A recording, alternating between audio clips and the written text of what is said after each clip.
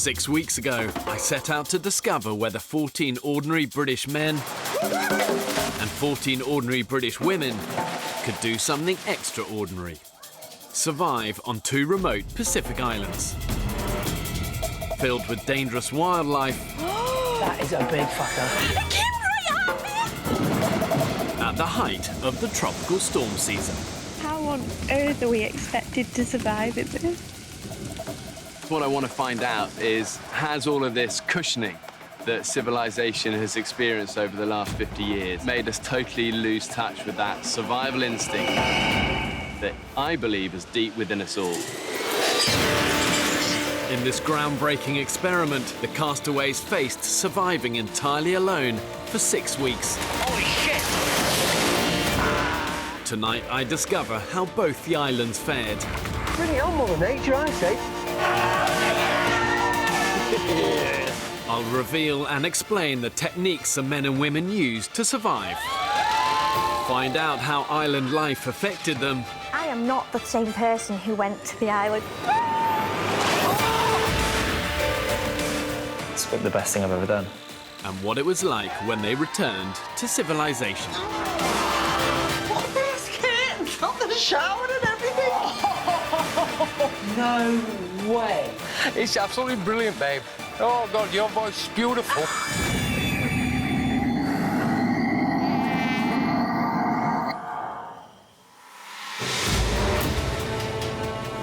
After 41 days, I returned to the islands to find out how the castaways have stayed alive using only their wits and some basic survival skills. Is it him? Such a big part of me is so relieved we've reached this point where we're extracting them. This is the most in-depth experiment I've ever done. 6 weeks, height of the rainy season, brutal.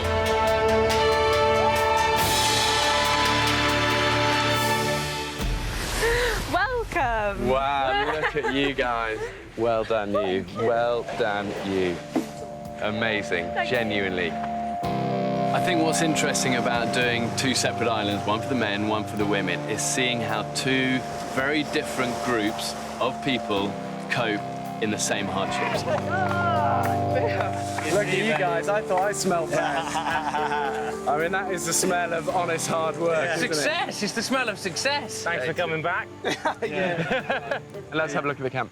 We would like to introduce you to the Croc and Trotter, which is the name of our camp. Guys, this looks incredible. It's all right, isn't it? You know, this is like out of a movie set, Robinson Crusoe. Yeah. So with this sign here, I think this is like a symbol of how far we've come. So it's no longer a camp, but it's now our home. Sounds a bit like a pub. Yeah. I discovered they'd constructed a fire pit and seating area, a communal table, and individual raised beds. They'd even built themselves a staircase.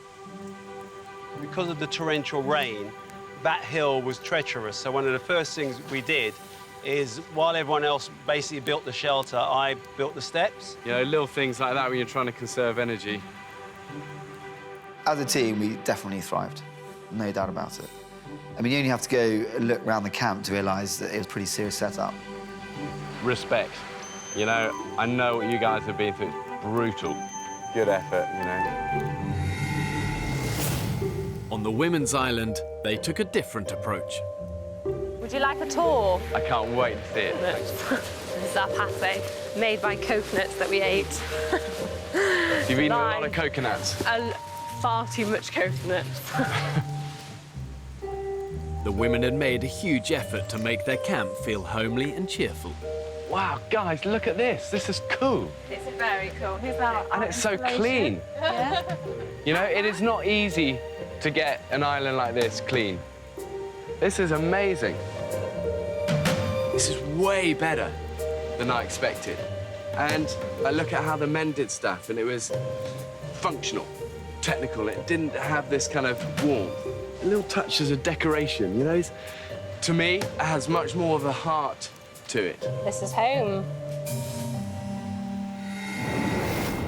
The first rule of survival is to find a safe place to build shelter. Just see the rocks in the distance just there, that's home. That's where we're going. The men chose an excellent spot. Booyah! Beach! It was close to the sea, which is a great source of food, but set back enough from the beach to give them natural protection from the elements. Because it's elevated, this is not really going to get that wet. Right, what do you want me to do, Paul? What we need now, cross members. Having chosen their location, the men set about building shelter to protect themselves and their fire from the frequent tropical storms. It's got a fairly good canopy. It's got 4 corners that we can notch off, put rope into, cover over the top. From my experience in the wild, constructing a good shelter is crucial, not only to get yourself out of that weather, but also just for morale. You know, if you're just getting pissed off all day, all night, to have somewhere to hide away, get out of it, means so much. So, these are the dormitories. The men went on to build individual covered beds that were raised off the floor to protect them from the jungle critters. A group of guys decided that they were going to start throwing up a bed for everybody, and then you would personalise your own bed by putting a roof on your pitch, depth of bed, length of bed, that sort of thing. The beds were built using A-frames and lengths of washed-up rope for their mattresses. OK, whose is the best, you reckon? Mine. And that's this one. A man's bed is his castle. I got stuck into my bed, making it as comfortable as I possibly could, because once I'd got in that bed, I wanted that to be my personal place for me to go, close my eyes and be at home. So I realised once they decided to make individual beds, pick a decent one, make it a palace. You happy for me to have a go? By all means, sir. Are you going to be sad to leave this, Vic? Yes, I am, yeah. That was my one luxury on this island, and that good night's sleep every night. Oh, God, yes. If the bed is a-rocking, don't come and rocking. Oh, Jesus. Really dense up here, so we need to get moving.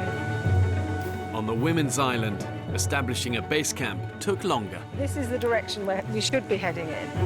The group split, and after getting lost in the jungle, I think it's that way. it took them 9 days to establish a permanent home with a sustainable water source. For the women, it wasn't until their final week on the island that they came up with the idea for a communal bed where they could keep each other warm. And then just tie that there. Perfect. We felt that it was a really important way of utilising our greatest resource, which are plastic bottles.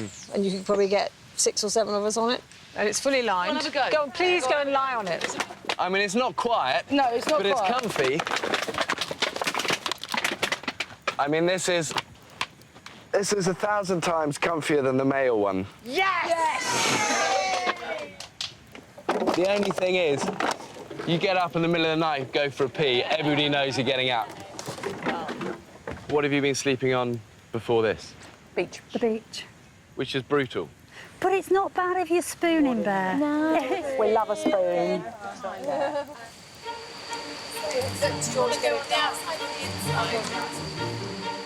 I think there's several really good reasons for sleeping as a group. There was a sense of safety. If there were anything nasty was to come into camp, the group was there to deal with it. You've got to choose your spot now, Georgie. Decisions. I think we were really happy with spooning in a really sad way. It was quite a big comfort for a lot of us, and definitely a way to keep warm. Nice, night. You know, maybe this is a difference between men and women. The men wanted their space. They wanted these individual shelters where they can hide away and they go, oh, I'm annoyed with him, and whoosh, I close my curtains and I'm done. But actually, community is strength. I very much anticipated that the women would be very much the homemakers. It would be right top of their list to build shelter. I think it was interesting just how long it took. It looks pretty good. Oh, fuck's sake. They just didn't have the skills. They had to learn these skills by getting things wrong, and they got there in the end. But one thing the women were better at was making fire. They did it much quicker than the men. So this is Vesta, who's slowly... She was absolutely flaming, but she's decided to go a bit down. Why Vesta? Because Vesta is the Roman goddess of the hearth. For us, she's been the heart of the camp. and the main thing that we've kept going. The women used a traditional friction-based method, spinning a bow drill to create heat by friction. Bloody good ember. Then blowing on the ember to breathe life into the flame. Here we go! Oh my God! Wow! Get on fire! Get on fire!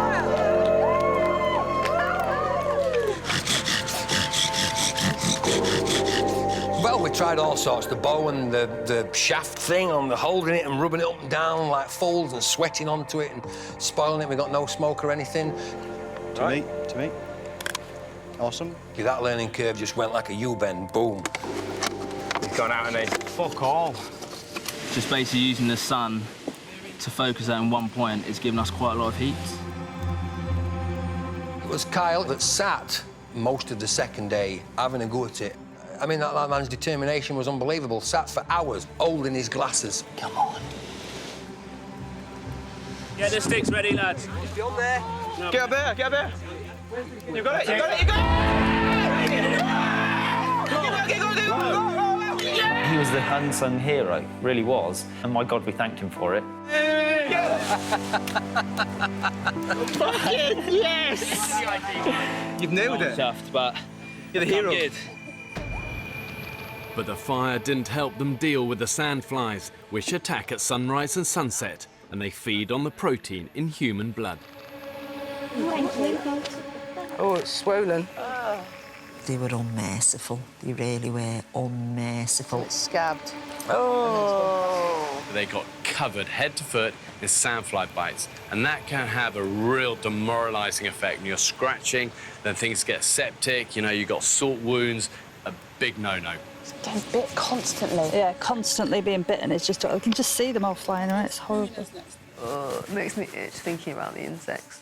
They were everywhere, in people's knickers. There was nowhere you could sit down at all, unless you're in the water, where some sort of insect or some sort of bug is not going to absolutely tear your skin apart.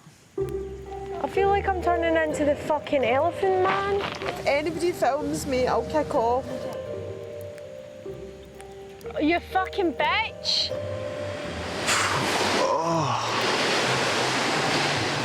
Good job I'm not going on a date anytime soon. And neither did the men escape unscathed. Oh, God! Sandflies, seriously? Yeah? I'll burn or cut this island down if that was what it means to get rid of them. But the islanders came up with some ingenious techniques to ward off the island critters. You seal your hood round and put your boxer shorts that you've been wearing for 4 weeks over your face. You just sleep in that rigid position for, you know, 6 hours. Just put that over like that. Want to bring your hood up. It's the most uncomfortable thing I've ever been through in my life. You mean you don't love the great outdoors, Jules? Not when I can't see it, because I've got to sleep with a fucking T-shirt over my face. I may as well be at fucking home with the lights out. And the women used some extra resources not available to the men. The sanitary bag got misused, and we found if you stuck sanitary towels all over your face. That's not misuse. It kept them away. That's exactly the right use. I cleanse my face with sanitary towels now, and now I've run out of cotton pads. You can't complain. You're like, oh, sanitary towel, that'll work. After 6 weeks utterly alone, I've returned to see how the men and women adapted to surviving on their islands. When it comes to survival, I often talk about the rule of 3, which means you can survive 3 minutes without air, 3 days without water, 3 weeks without food. During tropical storm season, rainwater is plentiful. As it rained, it used to come off the trees, so we used to collect it that way. It's running like a bloody tap. We nicknamed it the jungle tap. But once it hits the ground, water is contaminated. You've got to purify water properly. If you don't, you're going to get sick. And groundwater can contain a whole host of nasties. Oh, my God. That is horrible. If you think about it, it's where the animals, they come to drink, but also it's where they come to crap. So we'll fill the reservoir to the max and we'll let gravity do the rest.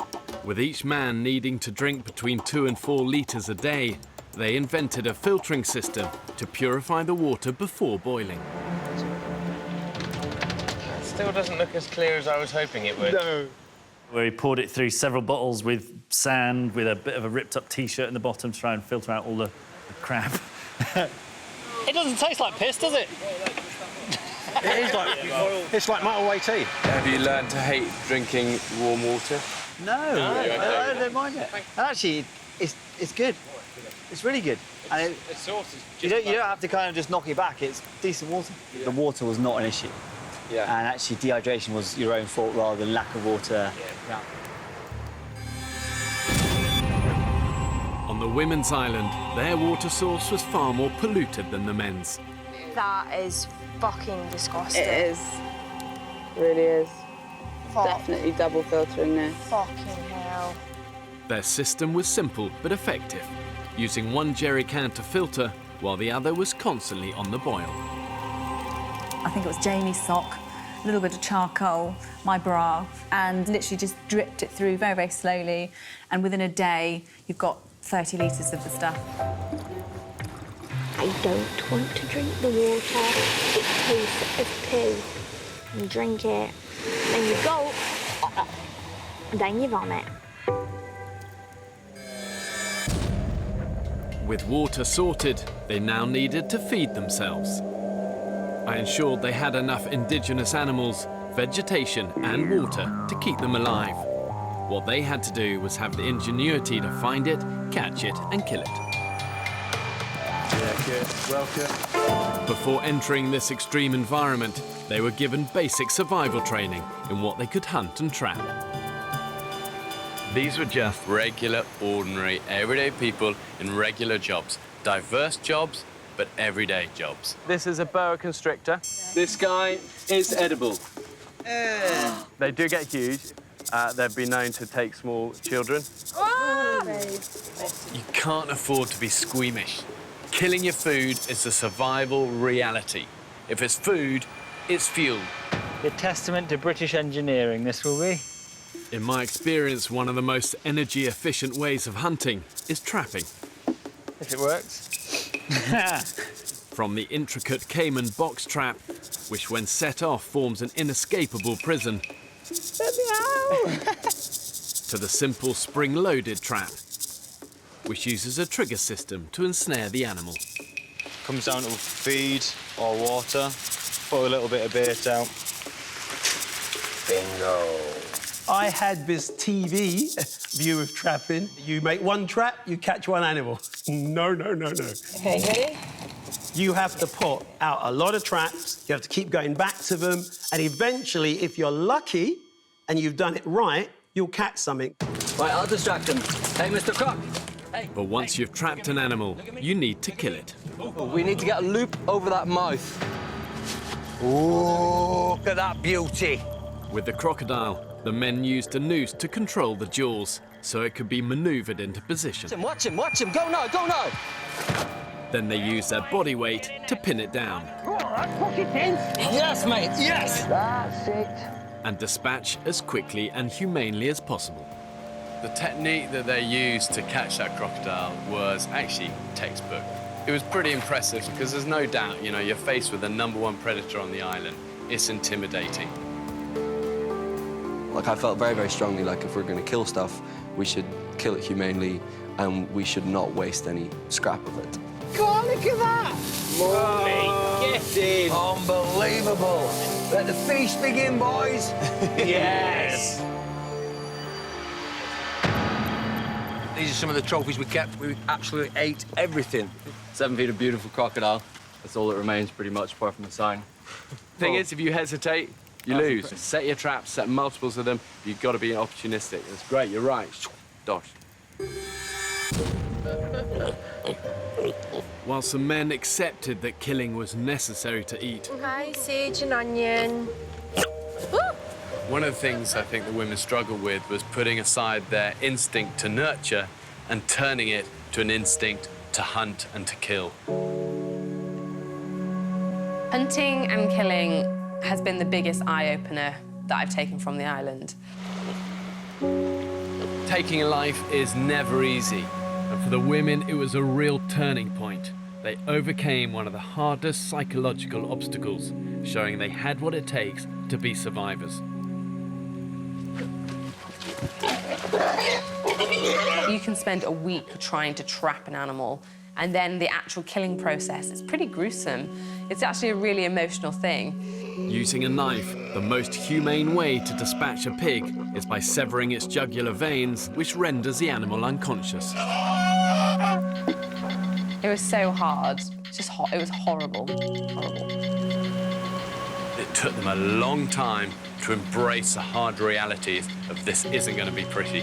But from that point on, the women, just like the men, were able to take their rightful place at the top of the island's food chain.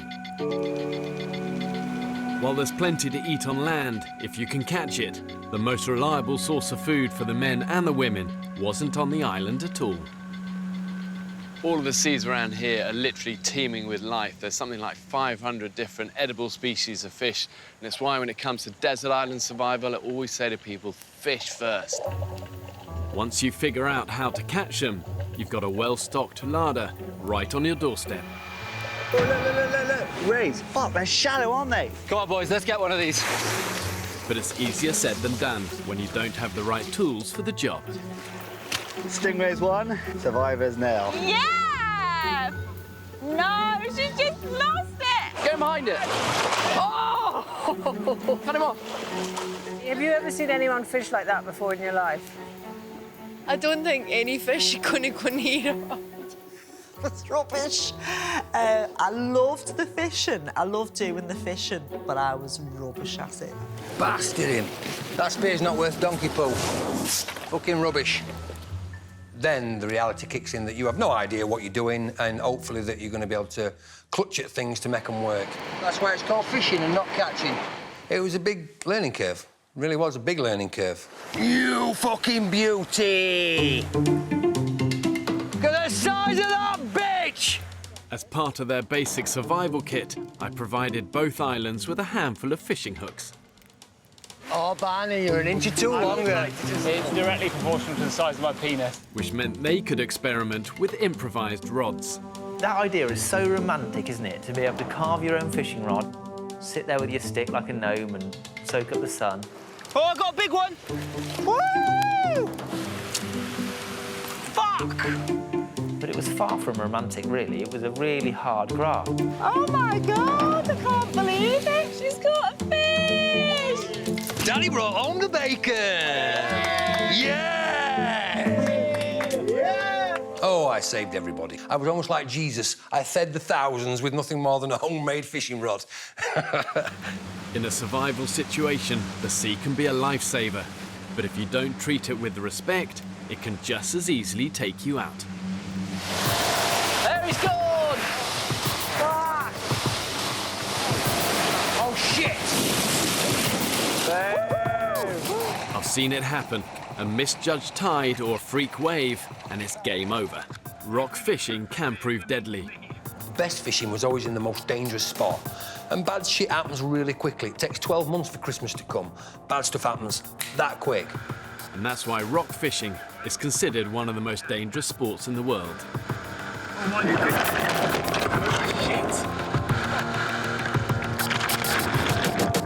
Literally, within half a second, he was gone, like that. And it was genuinely terrifying, and I just remember screaming at the top of my voice, Ross!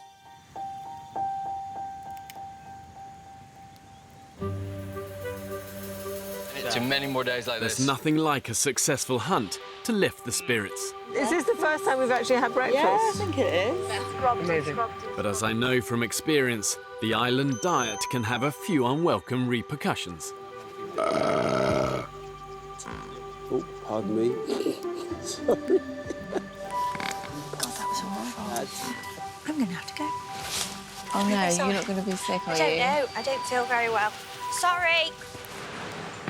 Pardon me, even the food. Why does that always happen when I'm talking about food? That's not what's supposed to happen. Basically, I've been having explosive diarrhea. Oh.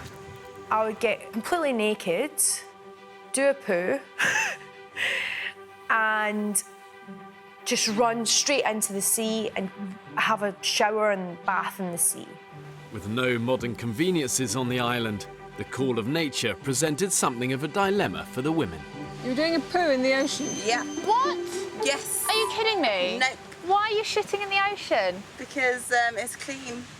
Going for a poo. A lot of people went into the jungle and dug holes. I have to confess, I was really worried about something biting my bum.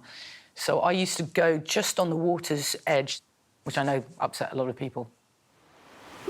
The men weren't so fussy about where they did their business. Here comes my esteemed colleague. I think he might have some good news for the camera. I've officially dropped anchor in Pooh Bay 3 times. Oh, it's such a relief. I feel like a new man. Going in the sea for me was absolutely perfect. So I've started shitting in the bath.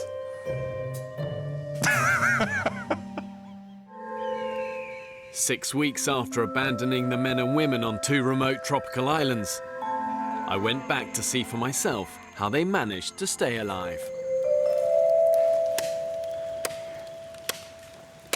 Shite! It's good to get it off your chest now and again, Barney. Sometimes the hardest thing about surviving on an island is living with your fellow castaways. It's fucking immaturity. It's sulking and it's attention-seeking. They don't know this is not an enjoyable experience for me. I fucking hate it. You pointing the finger at me and saying, well, you've had sleep, fine. That's your problem. Kyle! We're all sweating our bollocks off up there, fella, and it looks like... Yeah, fair enough. Looks like you're doing fuck all when it comes to wood. Before I went into the island, I was worried. It could go one of 2 ways. When women are great, we're fantastic communicators, good at multitasking. I know we're not finished. I was actually just having a little bit of a rest. So give me a break, please. I'm not saying that. I'm just saying you haven't finished, that's all. Right. When a group of women are bad, it's bitchy and backstabbing and really nasty. So you're not here for the team anymore, you're here for yourself. Are you trying to start an argument? I'm asking that's what you're saying. You are trying to start an argument. That's what you're saying. I think I've done quite well to hold my tongue, because I could have called her a fucking stupid cunt, like I wanted to. Constantly moaning and grumbling and complaining, and I think, oh God, if you're doing my head in. If anything's going to make me leave this island, it's the people. It's the lack of teamwork. I think my major achievement was actually not hitting anybody. I think one of my concerns for you guys right at the beginning is that, you know, you're such diverse people. When the gloves are off because you're tired, you're hungry, from my experience, that can be quite explosive, and that is hard. I don't know, you liked an argument, didn't you, Vic? Did I? I don't remember any of that.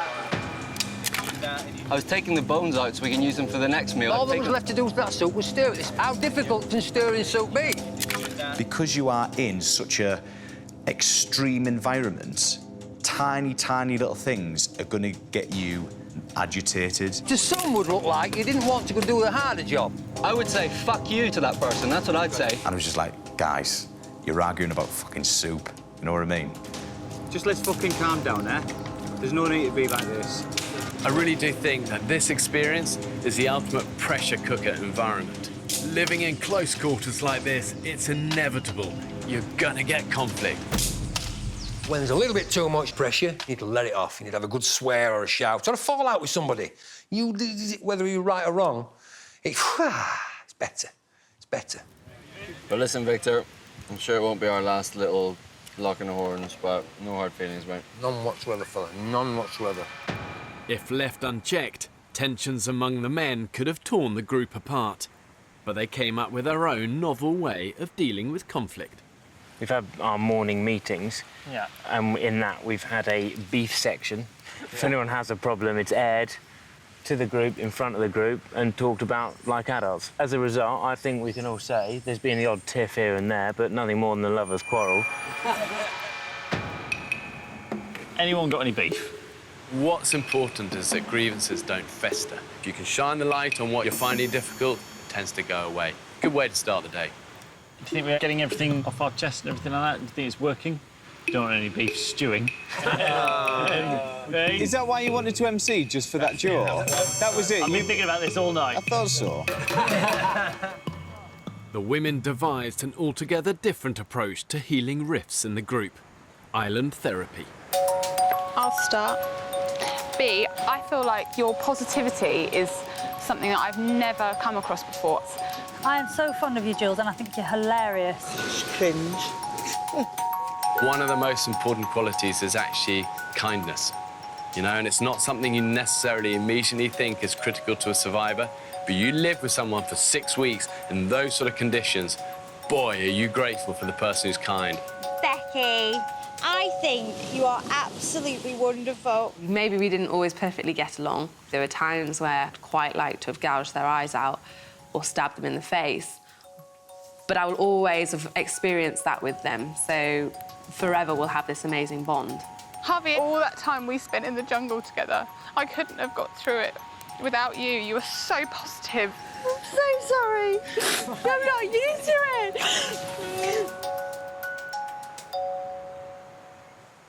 Arriving on the island with little more than the clothes they stood up in, the island's beaches were a rich source of materials for the castaways to put to good use. Oh, what's this? Yes! Look at that. Not the cleanest teacup in the world. I'm sure we can give it a wash for them. That is amazing. A metal can that we can boil stuff in. Look what I found. Unopened can of ginger ale. And it's in date as well. Oh, my God. One thing that always staggers me with these desert islands, however remote they are, is just the amount of trash you often see washed up on the beaches. Discarded rubbish offered an opportunity to make life on the islands a little more comfortable. Hey, lads, look. Found it, pink pear. Look at these bad boys. This is the male version. What's this? Oh, yes. Lovely toothbrush. That is minging. That is pretty rank.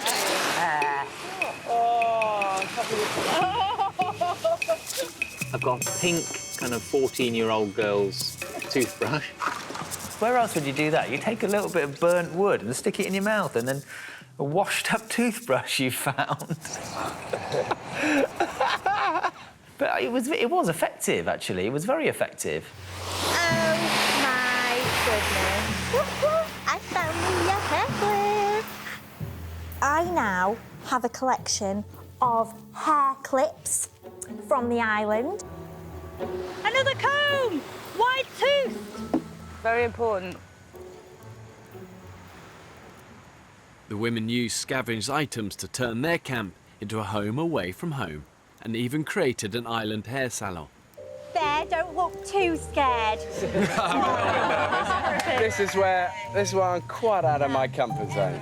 Bear, when you threw me into that sea, I was out of my comfort zone. If it wasn't for all the treasures that the sea brought us, I'm not sure we would have been able to do as much as we did. Jungle headband. That's good, that's a bit more Rambo. It's quite You survived my territory, and I've now survived yours.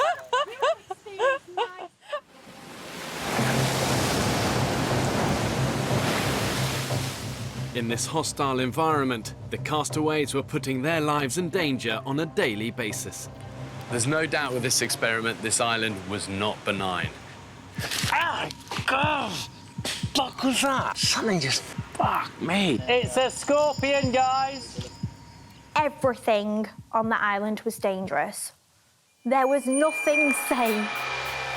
They faced starvation, dehydration, and exhaustion. And it was inevitable over 6 weeks that there would be injuries. Go right into the sea because it's cold. She opened the lid and it just exploded in our face.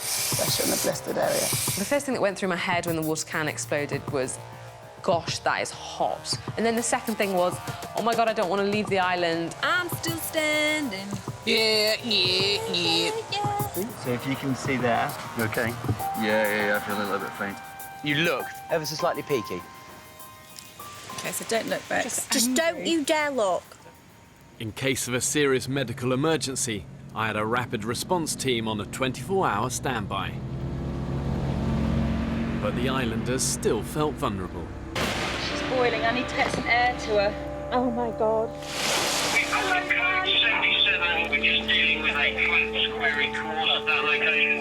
I definitely worried for my life on the island, like, genuinely after the collapse. Then I realised, yes, we have the support team, but it does take them a while to get to us, so, yeah, we need to be careful.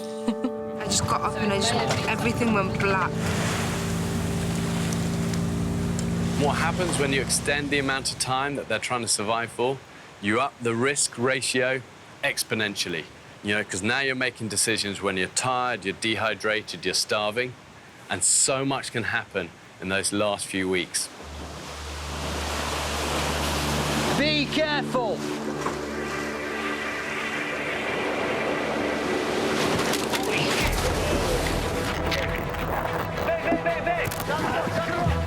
Any incident is a serious incident when you're playing around with Mother Nature. And the power of the water... You okay? You okay? Oh, shit. It was a hell of a fall. See that? Yeah. That is almost... Oh, that's tendon. It was so close to the end to making it, but it wasn't to be, you know. Once evacuated from the island, cameraman Will was flown to the nearest hospital. The plastic surgeon has done an awesome job. I had cut through a muscle that controlled the wrist, so I'm going to have a good scar. Yeah, everything's fine. Whoa, look at that! Carbs and veg! The smell, honestly, it's like nothing else. It's absolutely heartbreaking to have not made it to the end. This kind of makes up for it a little bit. After 6 weeks on the island, 10 men and 10 women made it through to the end.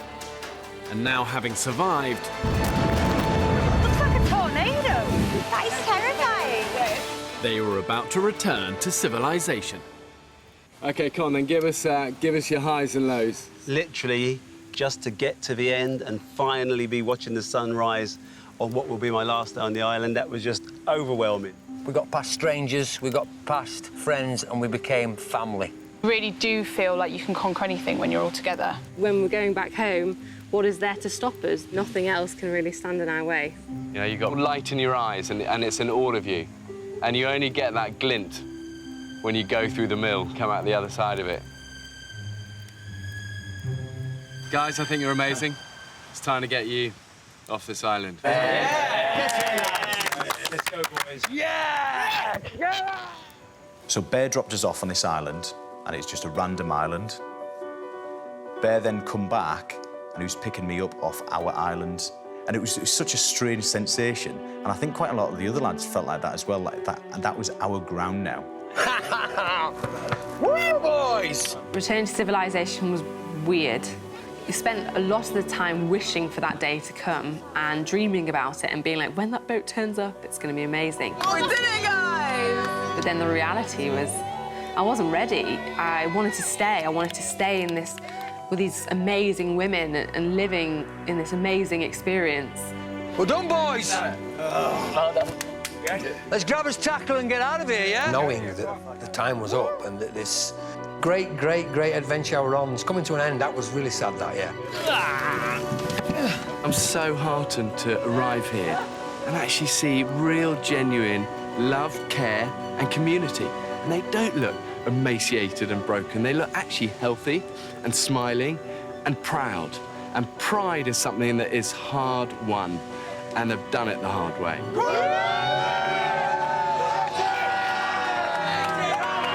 Oh, the relief. Absolute relief. Just to know that we were finally going to get back to reality where we can fill our bellies. It was just, yeah, amazing. OK, ladies, welcome back to civilization. You've done it, you've done it.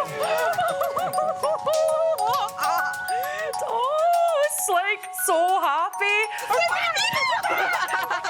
For the men's arrival, a special welcoming party awaited. In they come. In the form of injured cameraman Will. There's William! I could see all their faces on the side of the boat, and I kind of give a little wave, and they all kind of like cheered and jumped out, came running over. It's giving me goosebumps now to think of it.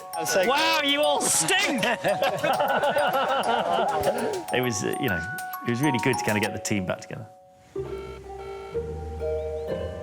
After spending 6 weeks cut off from the world, God, it's so weird to touch.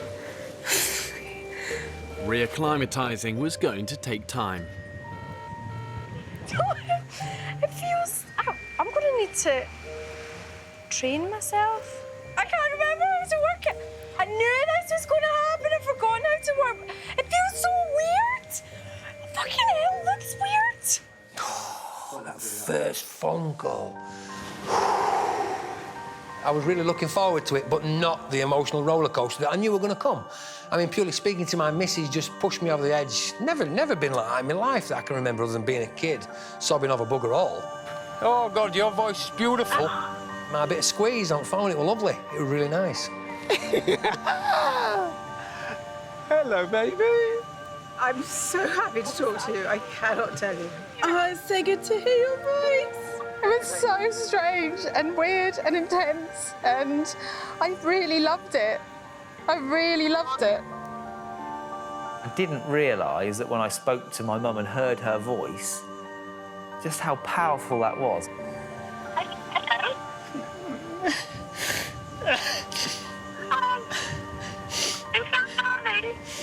Yeah.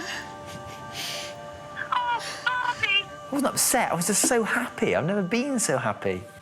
My mum's pissed me off since being back. She's annoying, but, you know, I'm not going to try and forget that moment with the phone call, because actually you realise that she's not annoying. She's the best. Hello. Hearing my daughter's voice after 6 weeks was just beautiful. Oh, baby, I missed you so much. And kind of made me realise what I have, how rich my kind of life at home is. Truth is, you cannot go on this island, endure, and leave the island the same person. It is a life-transforming experience. Oh, my God. After being stripped of all modern comforts, the men and the women had an appreciation for the simplest things. Returning to civilization was really weird. Woo! I got sort of visual indigestion.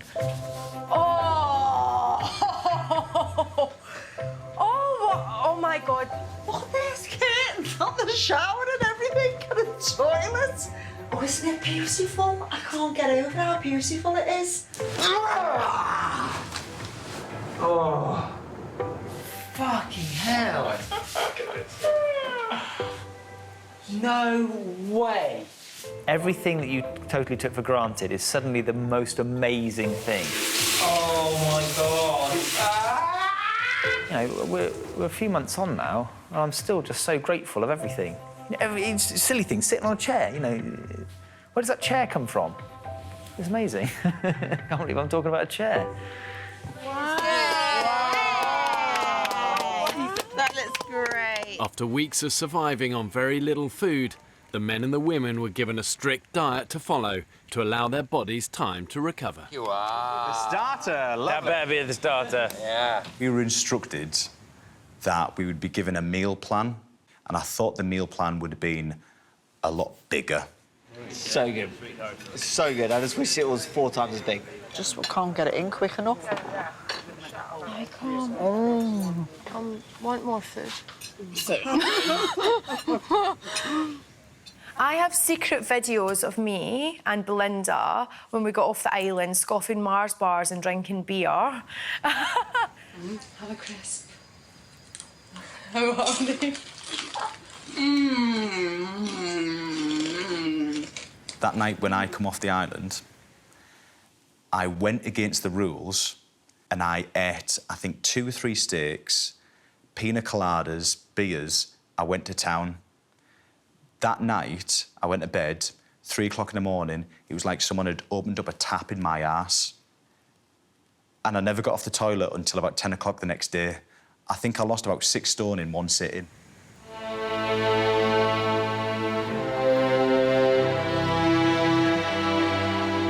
think what I gained from the island was a sense that the human spirit is unbreakable.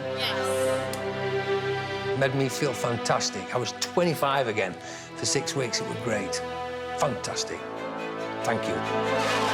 I am not the same person who went to the island. I was really shy. I was just scared of what people would make of me. But the island, it helped me find friends, like lifelong friends. I think we had an amazing bond. We've shared experience of that, which we'll keep for the rest of our lives. She floats! What? They've made her out. It's that feeling of living on the edge and living in the extremes, but still being really happy. That's what amazed me the most. 100% I would do it again.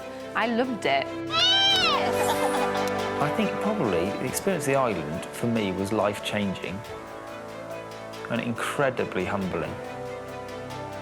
I just think it's the best thing I've ever done. Full stop. Seeing them at the end, proud of what they've done, tight as a group, actually is inspiring. And ultimately, they learned never give up.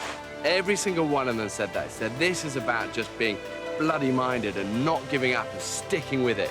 And really, that's the heart of a great survivor.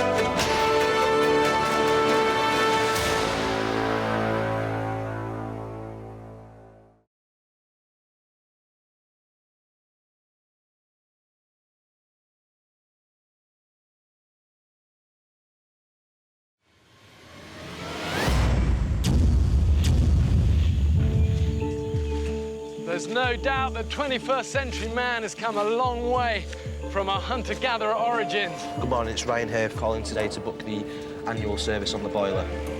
In Britain today, we take food, shelter and warmth for granted. And most of us consume rather than create. I want to find out what happens if you strip man of all the luxuries and the conveniences of modern living and then force them to fight for their very existence. 13 British men have been abandoned on a remote Pacific desert island. With just the clothes they stand up in and a few basic tools. And these guys are going to be completely alone. Oh my God, yes! Filming everything themselves. OK, got him. We've landed in the middle of an alien movie.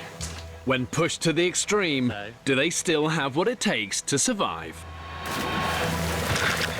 It will become Lord of the Flies. Did you just wank a sign towards me?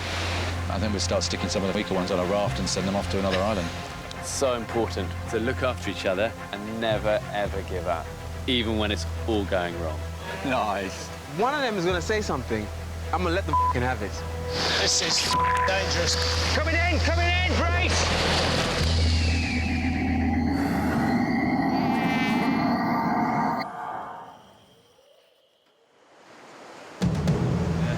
Mate, this is bollocks. 2 weeks ago, 13 British men were cast away on this remote Pacific island. Come on, nature, give us some food. They're alone, with no provisions and only a handful of basic tools. You got it? Yeah, I got it. 3 of the men are trained and experienced cameramen. There's not a piece of gear that I couldn't pick up. There's just sand all over it. Through his eyes. But they are living under exactly the same conditions as everyone else. So far, they've had one big hunting success. Thank you, gentlemen. Good on you, Ed. But now, they're living through famine. I would eat a scabby horse in between 2 piss-soaked mattresses. And frustrations Stairs! I think it broke my hand. have reached boiling point.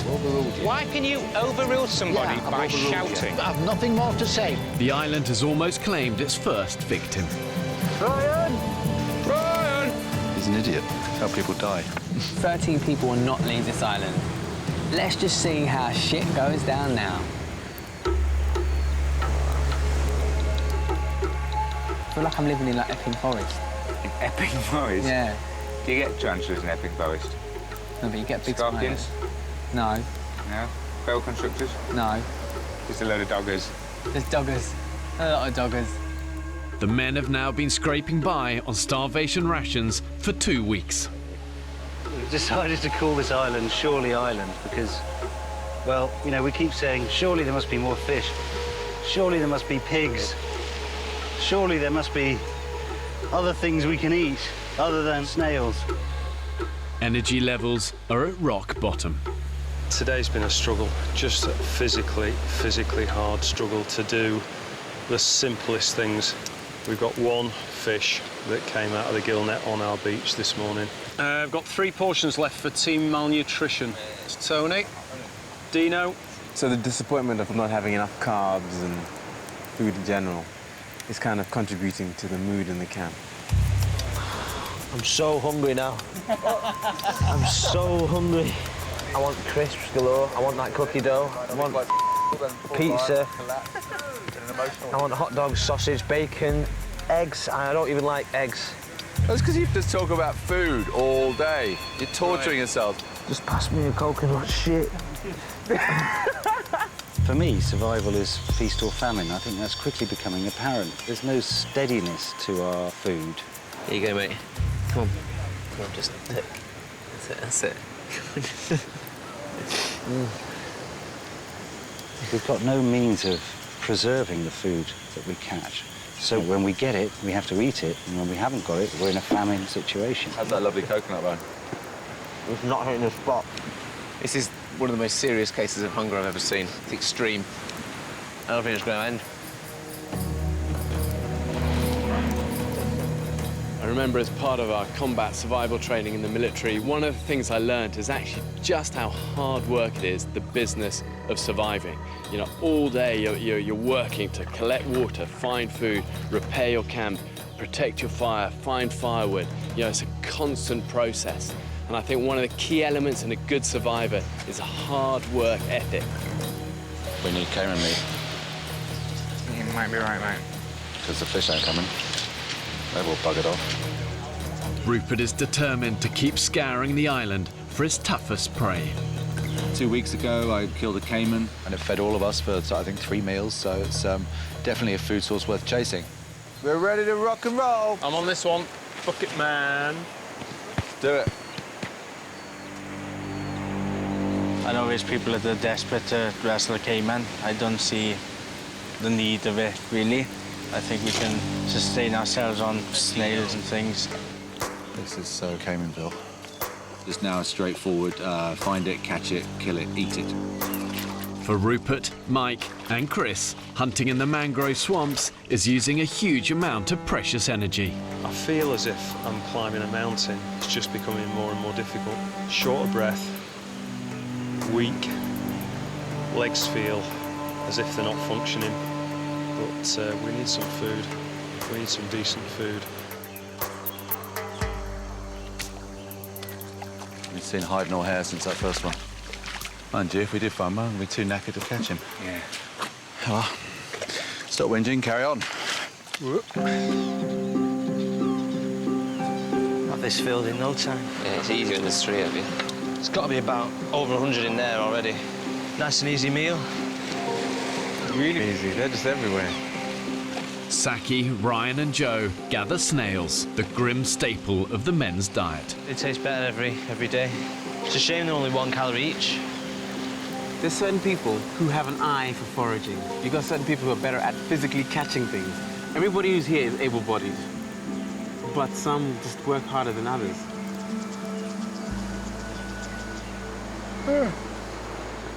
Soz, I'm just so tired, babes. I'm so tired. The devil makes work for idle hands. You keep busy all day, you keep your nose clean, but, you know, if you don't keep busy, then it's going to bite you in the backside.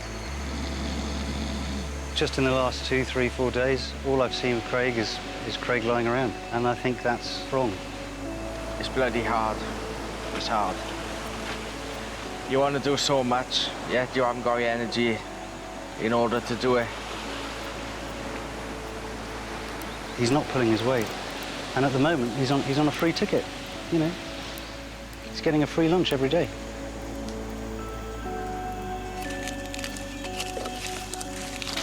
literally like regressed to being like monkeys, so we're just scrabbling around on our hands and knees, picking food. Crazy. After searching for hours, they've failed to find a Cayman crocodile, but they have discovered a few wild figs. Oh, stood up. Ow. Oh, fainting. Fainting. I assume it's dehydration. We'll get to those beaches, I think, and then round before tide changes and hits us. The men decide to return to camp, but they've been out so long, their way back through the mangrove has been cut off by the rising tide.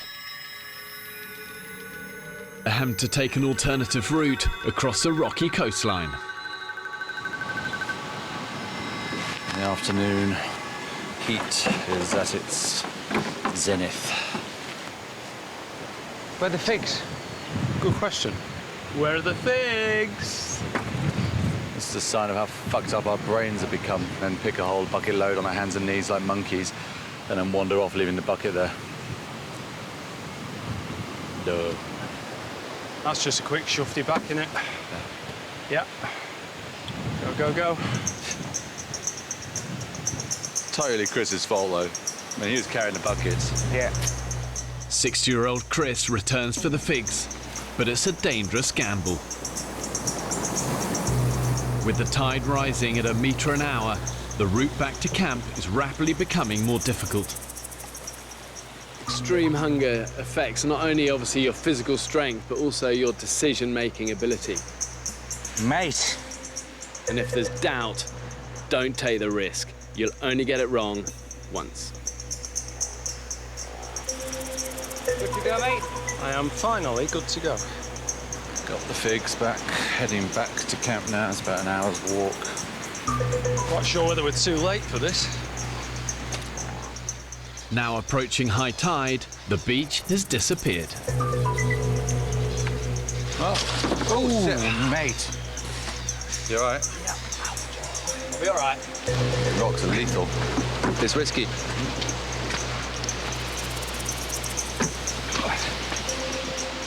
Oh shit, it's a chasm of doom. Means the trouble with this route is we've got all these little gullies that just get worse and worse. Death-defying jump.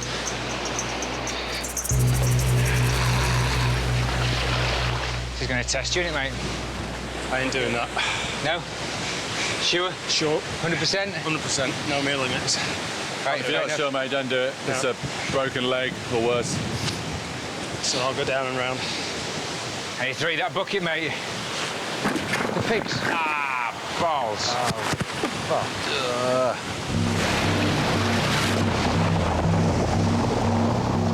Unwilling to risk the jump, Chris has no choice but to take his chances in the sea. Come on, mate. And Mike follows. You know. Maybe tough, mate.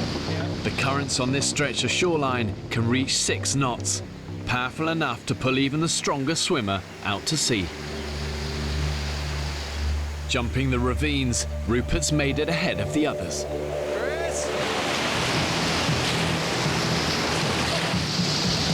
Brace! Okay, and move. This is fucking dangerous, Fletch. That's it, mate. Quickly as we can. I'm really worried about this bit. Keep a really good hold, hold, hold. Let's go. Brace! Let's move. Yeah. Coming in, brace! Oh, God. Okay, okay. And again.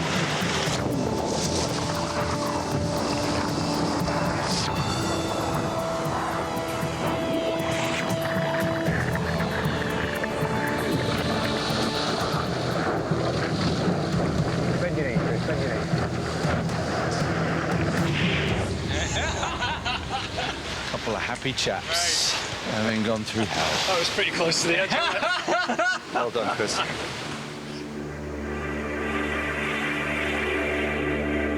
The exhausted hunting party returned to camp with only a few figs to show for their efforts. like it's been tough here at base. All right, Dino. What, babe? Having a tough day? Yeah. Having a fiance day. How are you? We're good. What did you get? Figs. Ooh. Yeah. Two there you go.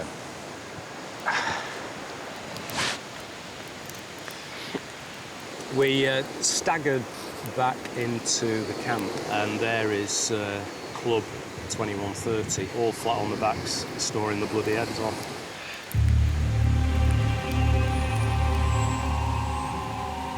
A lot of people just sitting around doing fuck all, really. They're quite happy to sit back and let people work around them and provide for them, and it's like we're their mum or something. I don't really want to get involved in a massive argument, but it's coming to a little bit of a head, I think, slowly but surely.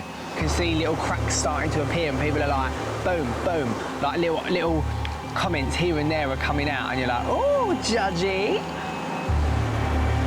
Bitten my tongue long enough. There's certain people that day after day do absolutely nothing and then come like little leeches with their bowls and don't even have the bloody decency to say thank you. And you just think, wow, your moles are as low as a snake's belly.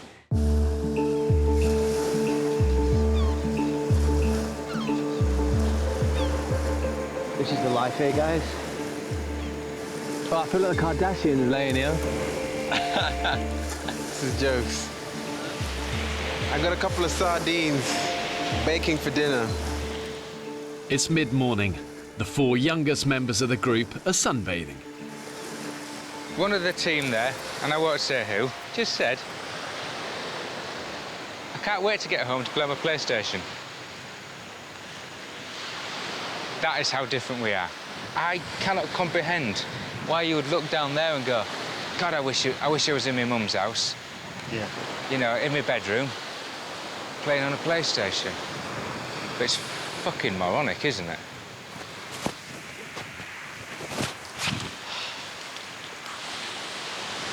How are we doing, Taff? Not too bad. You coming to out, mate? Going for my daily exercise. Do you want to tow this net out for us instead of walking?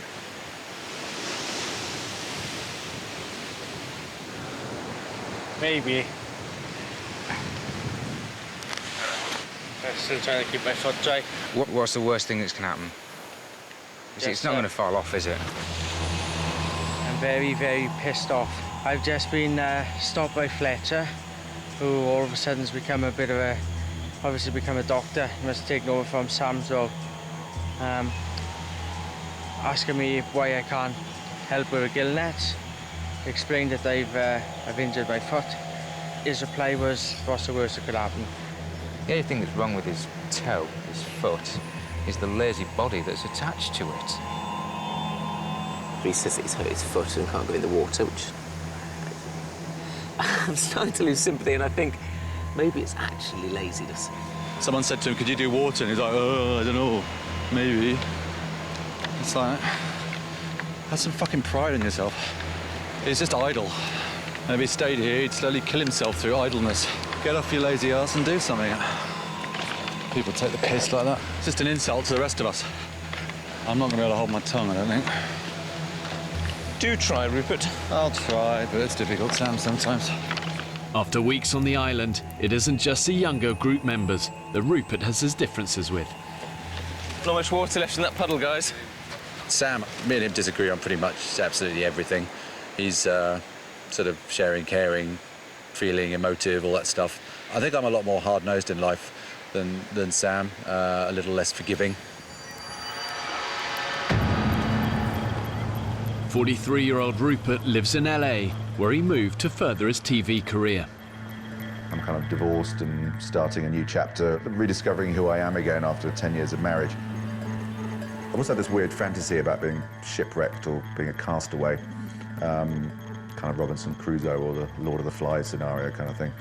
And I guess it's because it's a way of challenging yourself and seeing what you're capable of. I'm kind of hoping I come out of this with a sort of zen calmness. Everyone else is working their asses off in the sun, sweating, working all morning. Craig's over there having a nice little swim with Dean, like they're in the Blue Lagoon having a romantic holiday. He's supposed to be on firewood today. I think he's done 2 small armfuls all day and the rest of the time just lying around. But I don't think that we should start talking about, you know, if he's not going to pull his weight, he should go. Cause no. You know, we came on here as 13 guys, we leave as 13 guys, that's full stop. But it's days and days of this now. It's just, every time you see him, he's lying on the ground doing nothing or asleep. That winds me up. Sorry, I have to say something. Craig, have a word, mate.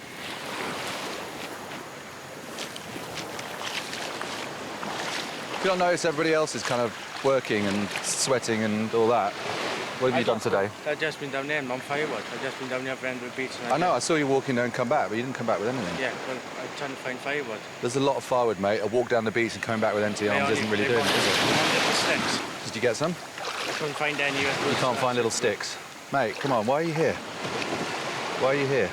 I don't know, I asked my question now. I know. Myself back quite a lot ago, so I know. I'm fucked off with I know, well don't walk away, I want to talk to you.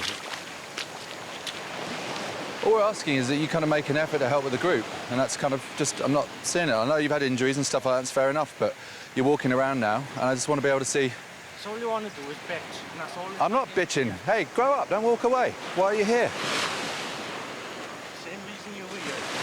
I doubt it, because I seem to be doing a very different time on this island than you are, so. I don't want a camera in my face.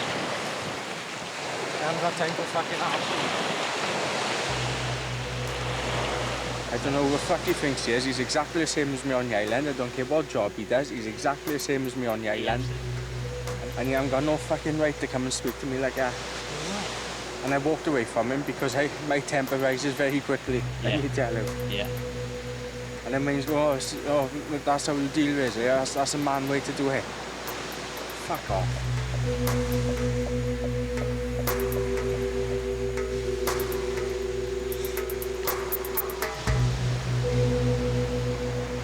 Going. No. No, I've had enough. I'm going. I'm going. Listen, don't be rash. Tomorrow I'm off to my wonderful land of Wales. Craig, don't do that, mate. Craig, mate, listen, buddy, we'd be devastated if that happened. Sorry, I'm not apologetic for it, but I'm not. The clash between Rupert and Craig has affected the group. It's very easy to criticise other people, very easy, you know?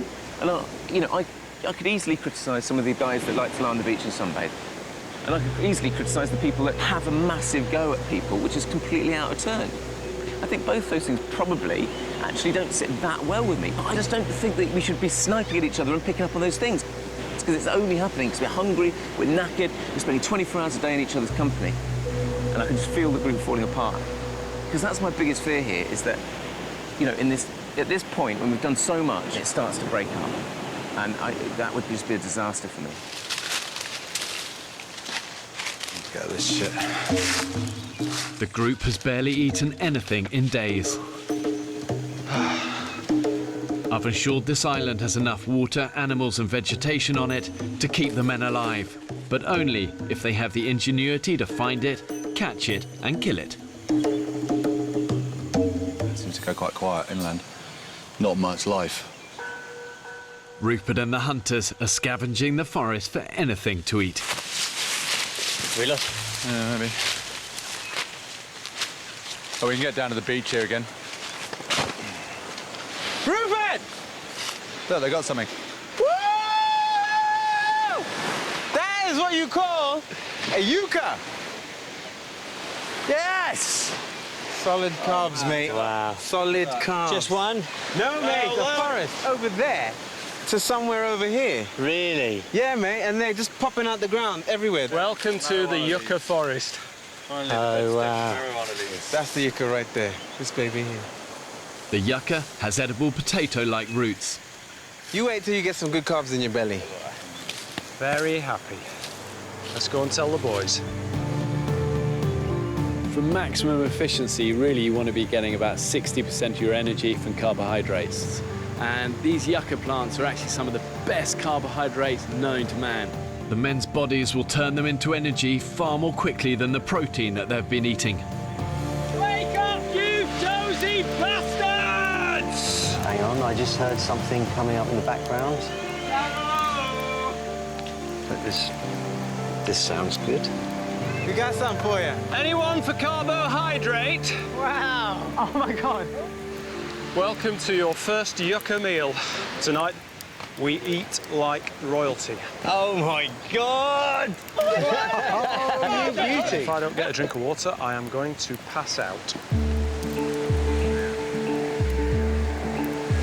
Run, get a stick, quick. Get a spear! Shit. Go. Tangled in the fishing nets is another welcome discovery. Zaki, what is it? Let's just bring a whole lot in. Stingray! It's a big one. It's a big one. Watch out for that stinger. He's done. Holy cow, that is massive. He's done. Shit. Fish and chip for dinner!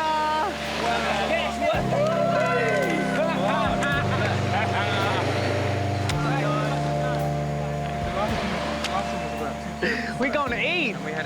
The stingray is big enough to feed all 13 men. Wow, it totally lifted spirits just when they needed lifting. I think everyone was getting into survival slump, I guess. I think surviving in this environment is feast and famine. You know, the waves of feast and famine, yeah? Yeah. And today we're having a feast.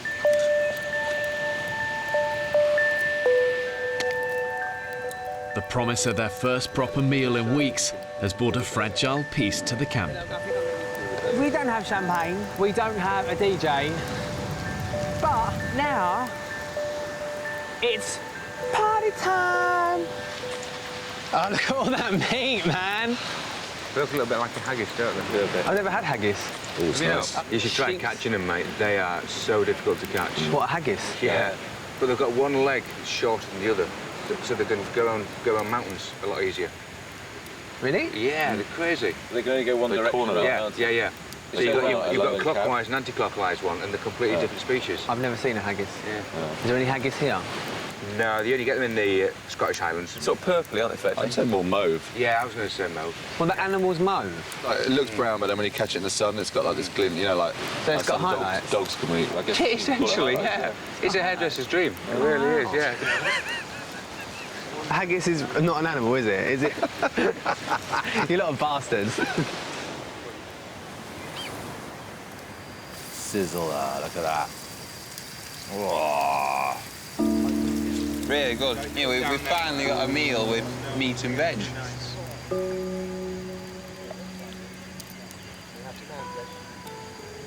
Sounds good. It's literally what dreams are made of. After being deprived for weeks, the men are now experiencing a serious carb high. I'm in a happy place. Sam sees an opportunity for some team bonding. I'd like to do some kind of fun stuff as a group, like playing a game of rounders on the beach. I'd like to just hack away up there and build a little chill-out area where we can sit back and watch the sun go down. I'd like to make a big bit of beach art that has actually no practical purpose at all. I really would love to see a leatherback turtle. I'd love that. We've just had a meeting about where we're at, and I think there's kind of obviously two very different sides to the camp now. They want to build sculptures, they want to play rounders, and I know where my priorities lie. We're still at the basic hunter-gatherer stage, and we're living paycheck to paycheck. We haven't got tomorrow's food. It's out there in that sea, hopefully, stuck in the nets. If it isn't, we're fucked. So, as far as I'm really concerned, the rest are in cloud fucking cuckoo land.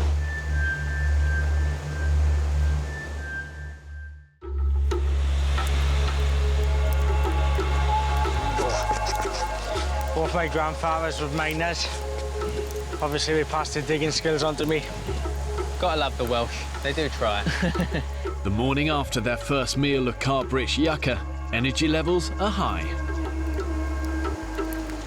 Energy-wise, I feel like a new man out here.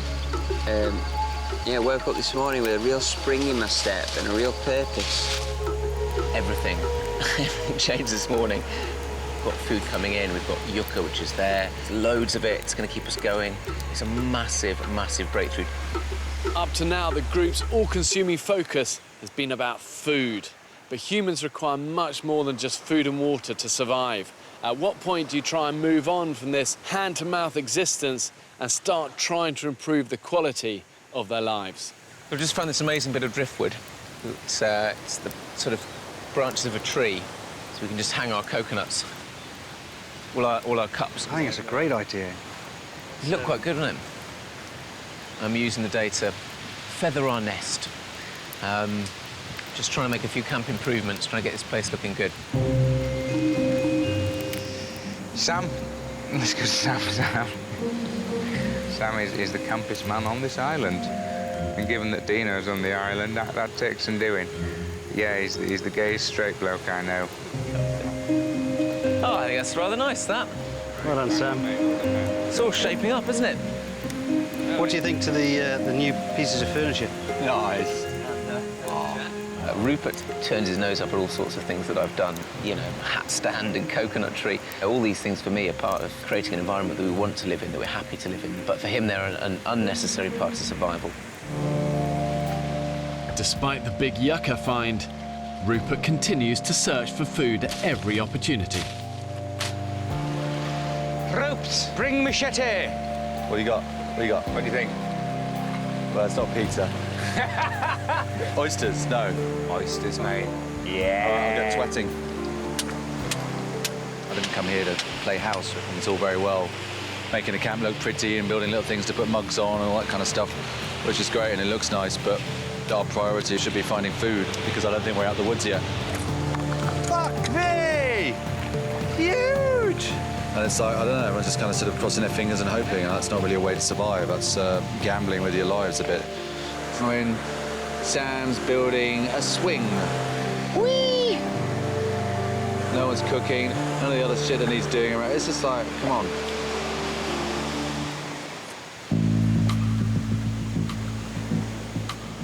With yucca supplies in camp running low, Rupert takes a team to harvest some more. Funny smell. There's a sweet smell around here, isn't there? Yeah, something's rotting a little bit. Something is rotting. Yeah. Soft and squishy. Rotten. The harsh tropical environment has played a cruel trick on the men. Many of the tubers have rotted in the ground, and there's hardly any yucca left. Look at the state of that, mate. It's rotten. It's absolutely rotten. Minging. That is not edible. We've got 1 day of yucca left, so that's just gone bleak again. We ain't great. We're very short of food. We're out of yucca. I think it's kind of got to a slight I told you so point, but I never want to say I told you so, because that's very annoying when people do that. But there's no food today. Is it all fucked? Because we're on an island, I'm going to try and save it. I was really shocked. We thought we'd on top of the food. I think, you know, brought everyone back down to reality and made everyone realise that, OK, we need more food. I'm going to try and get as many pieces into everyone's bowl as possible so that everyone gets the same amount. Saki dishes up the very last of the yucca. I don't think we'll survive well without any carbohydrates. It's the one food that everybody gets a hell of a lot of energy out of the yucca, which really genuinely lifts everybody's spirit. It's just such a shame there's so little left.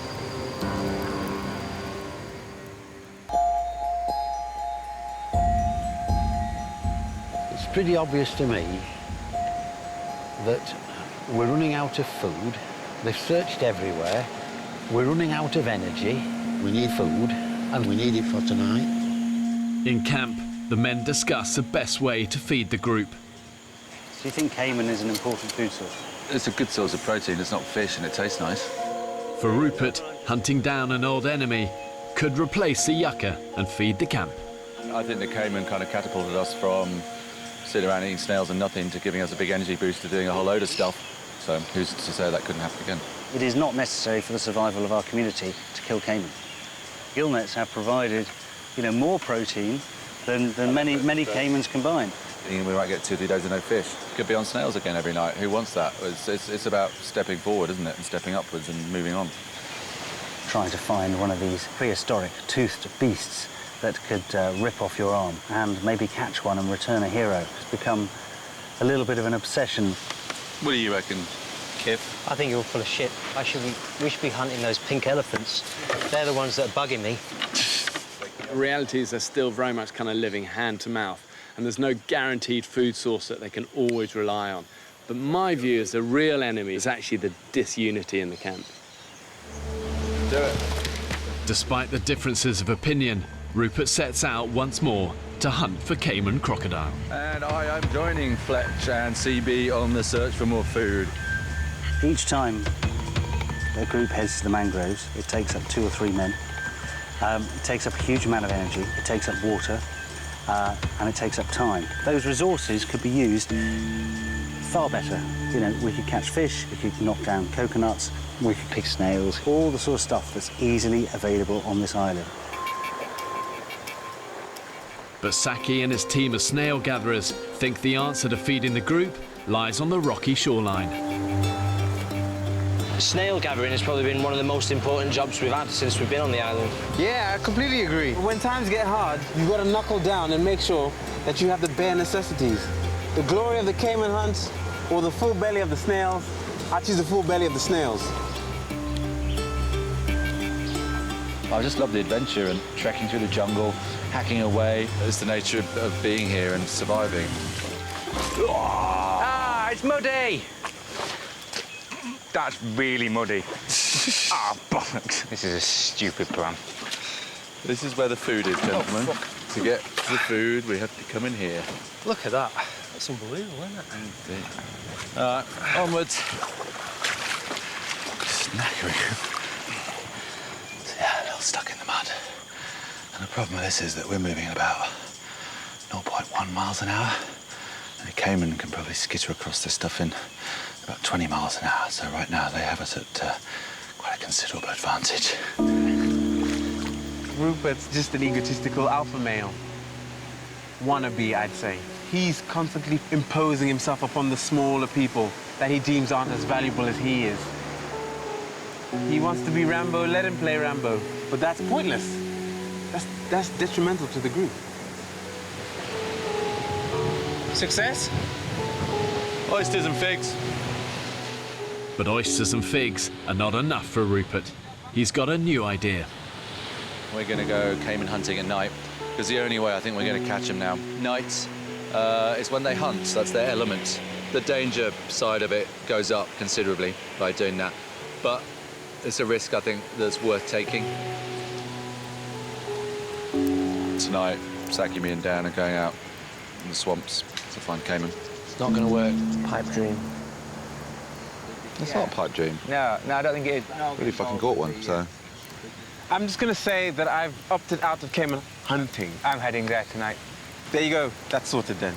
I've already been there, done that, so to speak. And I've got plans with these guys to do various things. Saki suddenly announced I'm no longer anything to do with the so-called Cayman hunting, which, I don't know, struck me as kind of somewhat arrogant. He didn't seem to have the balls to talk to me personally and say he wasn't going to do it and come and do it. I don't know why he doesn't want to do it. He hasn't said. He hasn't spoken to me since, to be honest, and I haven't spoken to him. Look out below. Bringing in all the foods on a day-to-day basis. That's far more important than a Cayman that you can't even see. They haven't seen one. And yet they're still pursuing it because they're glory hunting.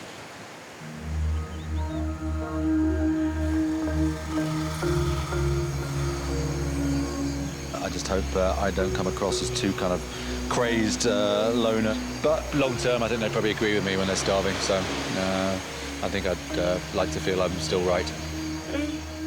This time, along with Chris and Mike, someone else is up for the thrill of the hunt. Just about to get ready now to go out into the mangrove for a bit of night Cayman hunting. Some of the guys were going, and I just thought it sounded too exciting to pass up. Right then. Let's go. See you later. See you later, Zach. Luck, boys. See you later, man. I am excited by the prospect of nighttime Cayman hunting, like any red-blooded male. But it seems like a bit of an insane expedition, really. Oh, shit. In the tidal mangrove swamps at night, the Cayman crocodiles themselves will be hunting their prey. My concern is that they don't stand a chance in the water because we can't wrestle it in wasting water. It's just crazy.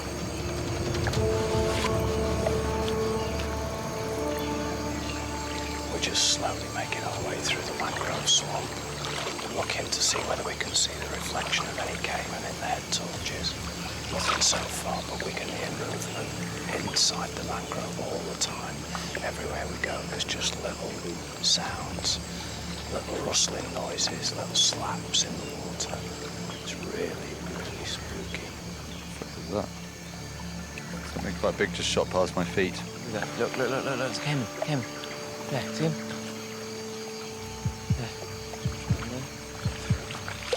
Rupert and the men are on a dangerous night hunt for Cayman crocodile in the pitch-black mangroves.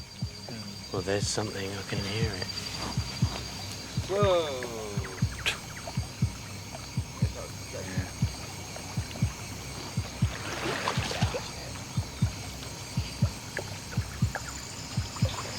There's a lot of funny noises. There is, isn't there? It's pretty eerie. There's a lot of splashes going on. Wow. Oh, gee. Have you got him down? Yeah. What was it? Huge bat. The trail's gone cold. Everyone good to carry on? On this week's episode of the Clueless Cayman Hunters, the Clueless Cayman Hunters decide to go into a mangrove swamp, attempting to catch a crocodile with their bare hands. Stay tuned to see whether we can get their leg bitten off.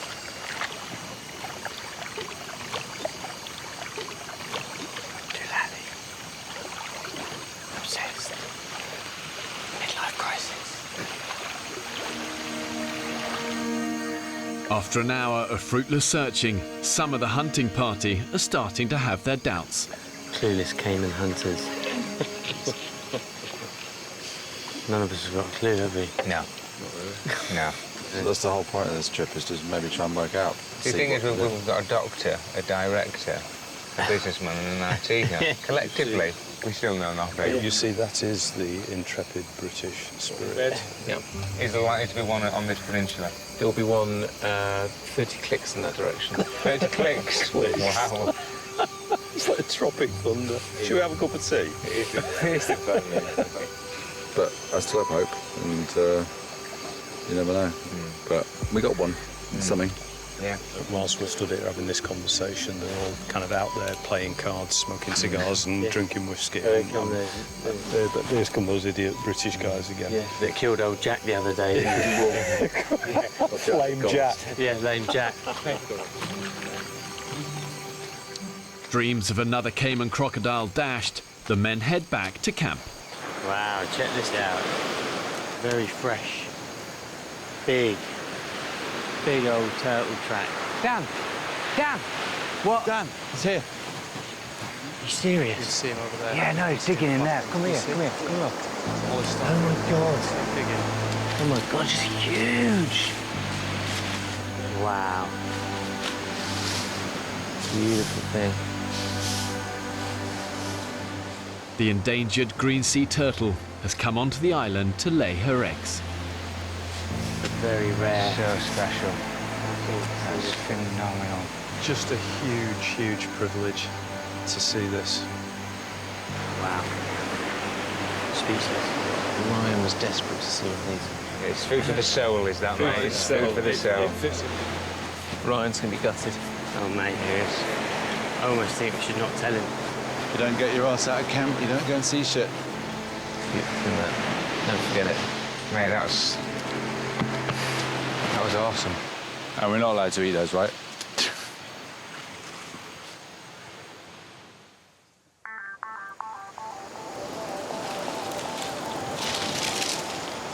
After the failed night hunt, most of the group are now convinced that pursuing crocodile is a waste of time and energy.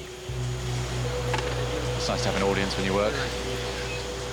And for all the naysayers who think, oh, it's pointless and all that, if you don't try, you don't succeed. And they're obviously trying very hard just to sit around the camp and do nothing. And they're succeeding at that. They're doing very well at that, in fact. What are the chances of a lovely cup of tea? News of last night's turtle sighting has spread. Mate, I tell you what, it was a big turtle. beautiful thing. Mate, I couldn't give a shit. I'll Google it.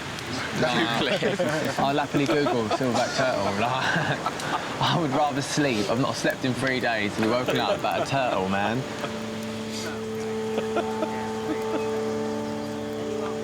I can't believe I've been saying since day one, I'm seeing the turtles was the most important thing to me about this trip. I said, if I see one of them, I will die happy. 5 guys got 3 metres away from him and didn't come back and get me. Genuinely, mate, I remember thinking, oh, Ryan would love to see this. But, you know, we were just worried that we'd disturb it too much and, you know, we didn't want to go and wake people up. Those are the reasons, mate. Then you can spend a lifetime trying to see those and fail. Fuck off. I will never forgive any of you, right? I was a little bit naughty, I have to admit, a confession. I couldn't quite help myself. I innocently started talking about how wonderful the turtle was. Well, Ryan, if you're going to sit there in meetings and call us going out at night and do all that kind of stuff, a pointless exercise and a waste of time and a pipe dream, then why the fuck should we come and get you? You never believe what that arsehole just said to me. Who? Rupert. And he's like, oh, that turtle was so amazing last night. I can't believe it. You can spend your whole life looking for them and fail. The guy's a fucking... He used to... Can't believe it. Fucking fuck.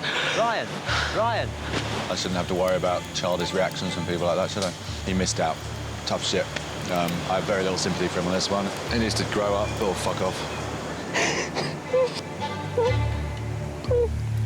Rupert, all his negativity that he's expressed over the last couple of days, attacking Craig, he's really attacking Ryan. You know, attacking rather than childish, but actually doing childish things himself. Just things that are completely unhelpful. I really hope these guys can come together and build an effective team, but the reality is, when you're tired and you're hungry, the more primal side of us comes out. Then you learn what people are really like. It's either all or nothing with Rupert. It's either his way or no way. I would say the group has outgrown Rupert. The human side of it's starting to kind of just bear down a little bit on me. If I could get rid of half the people here, then it would be a lot better. I don't understand. Why be so difficult? It's an age thing, mate. It must be an age thing. Or hang-ups that he's got. He has to be right all the time. His word is final. So it's to pick on people that he thinks they're not going to argue. He wants to pick points. For all of the fact that we've been together as a tribe and we've collaborated, my prediction is that if we had to stay for longer, the group would actually split in half. Yeah, then it'd be interesting to see how half of them actually fed themselves when the people that actually get all the food decided just to look after themselves. Of like, actually, if you're not looking for it and not contributing towards that, why should you get any? I think we'd start sticking some of the fucking weaker ones on a raft and send them off to another island. I find it a little unfortunate that you see the world like that. It will become Lord of the Flies, and they end up killing the rest of them. And they finally get rescued, but humans don't go back to their fucking savage past, and you know, when it comes to desperation and hunger, it will get nasty. Next on the island. What did you just do, wanker sign towards me? Fuck you. As the end approaches, the meeting's not over yet, you dickhead. Tensions rise. You're just full of bullshit. I can't be bothered to fucking argue anymore. Don't take the piss. Somebody makes it easy to take the piss. Why not take the piss? The guys are still physically declining. Oh, my Lord. The pipe of justice. Something is going to have to change if they're going to stay the course. Welcome to the first Shorley Island election.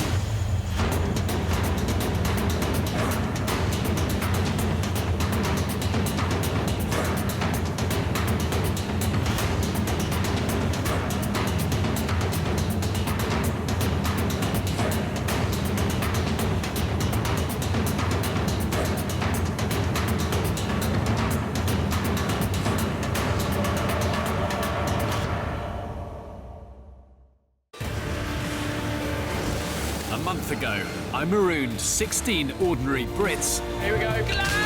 Aged from 18 to 66. Right, this way. On a remote cluster of Pacific Islands.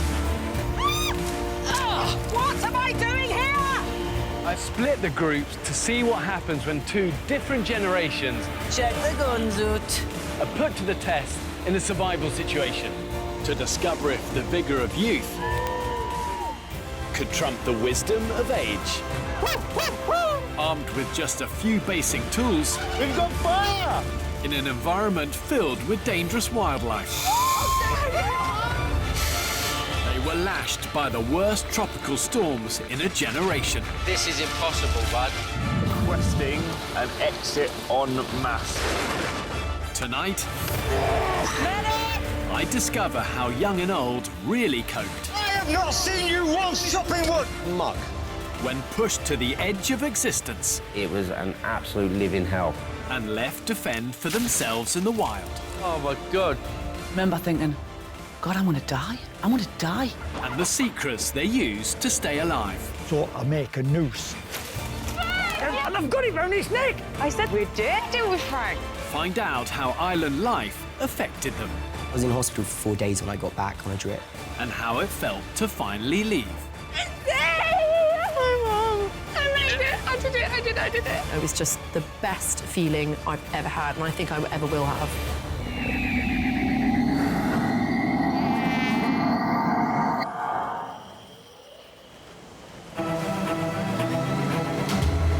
One month after dropping 16 people on the island, I returned to see who was left and how they survived.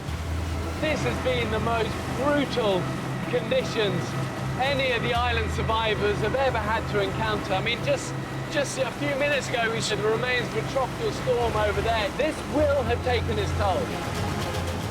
The castaways were battered by Hurricane Otto and battled starvation. Bear! Welcome, John. We're going home. Only 12 made it to the end. He's here! Well done, you guys. It's been a brutal season of the island. The worst weather we've ever seen. 21 days of torrential rain. Oh, it feels like I've been slapped every day. You know what? Straight off the bat, respect. Respect. Amazing. Really, genuinely. Thank you. Respect. OK, I'm going to get you guys give us a little tour of the camp, show us around.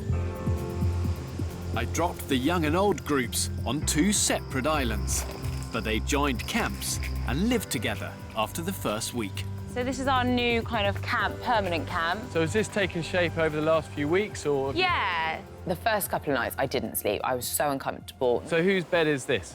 This is JT, Emma and I's bed. Can I try it? Yeah. And then I remember we got our beds. That was the first night I slept through the whole night. And would it keep you dry? And it kept us definitely dry and... And you're off the ground. Yeah, it was nice having that security. OK, so what else are you showing me? I do have a construction background, an engineering background, and in Oldham, which is the best town in the whole world. And this is something I made in 2 days. This is a really decent shelter. You got good cover, you got a bit of privacy, you got that sea breeze. But when was this finished? About 2 weeks ago. By the end of their stay, the team had cracked the 3 camp essentials: beds off the ground, shower-proof shelters, and a roaring fire. Just say we kept the fire going for the whole 21 days that it rained, for the whole time period that we were here. That is the original fire. That is like... That has been... This, to me, looks like a well-prepared camp. You're ready for the enemy here. It's amazing. It really is. But 35 days ago, it was a very different story. I dropped them off as 2 groups, pitting the energy of youth. Here we go. I was so ready to like grab the ball by the horns and go for it. And then you pull up to them mangroves and you're like, shit. Against more experienced heads. OK, go, go, go. To discover if age made a difference to survival prospects. You focus on, oh, how am I going to cope with the physical side of it? But it's the mental side which was the hardest. The 18 to 30-year-olds managed to find a beach to camp on. But after the initial high, the harsh realities of survival kicked in. So fucking thirsty. They failed to light a fire for 4 whole days, so couldn't boil any water to make it safe to drink. Oh my God. That's dark. We were getting to the point where we were dangerously dehydrated and could be causing, if we went any further, irreversible damage to our kidneys. We were going to have to call the whole thing off.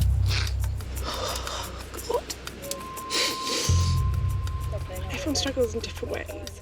Well, we completely screwed up. I think it's just the whole hunger, thirst, sleep deprivation. It just makes you horrendously emotional. I'm worried I'm going to lose water if I cry.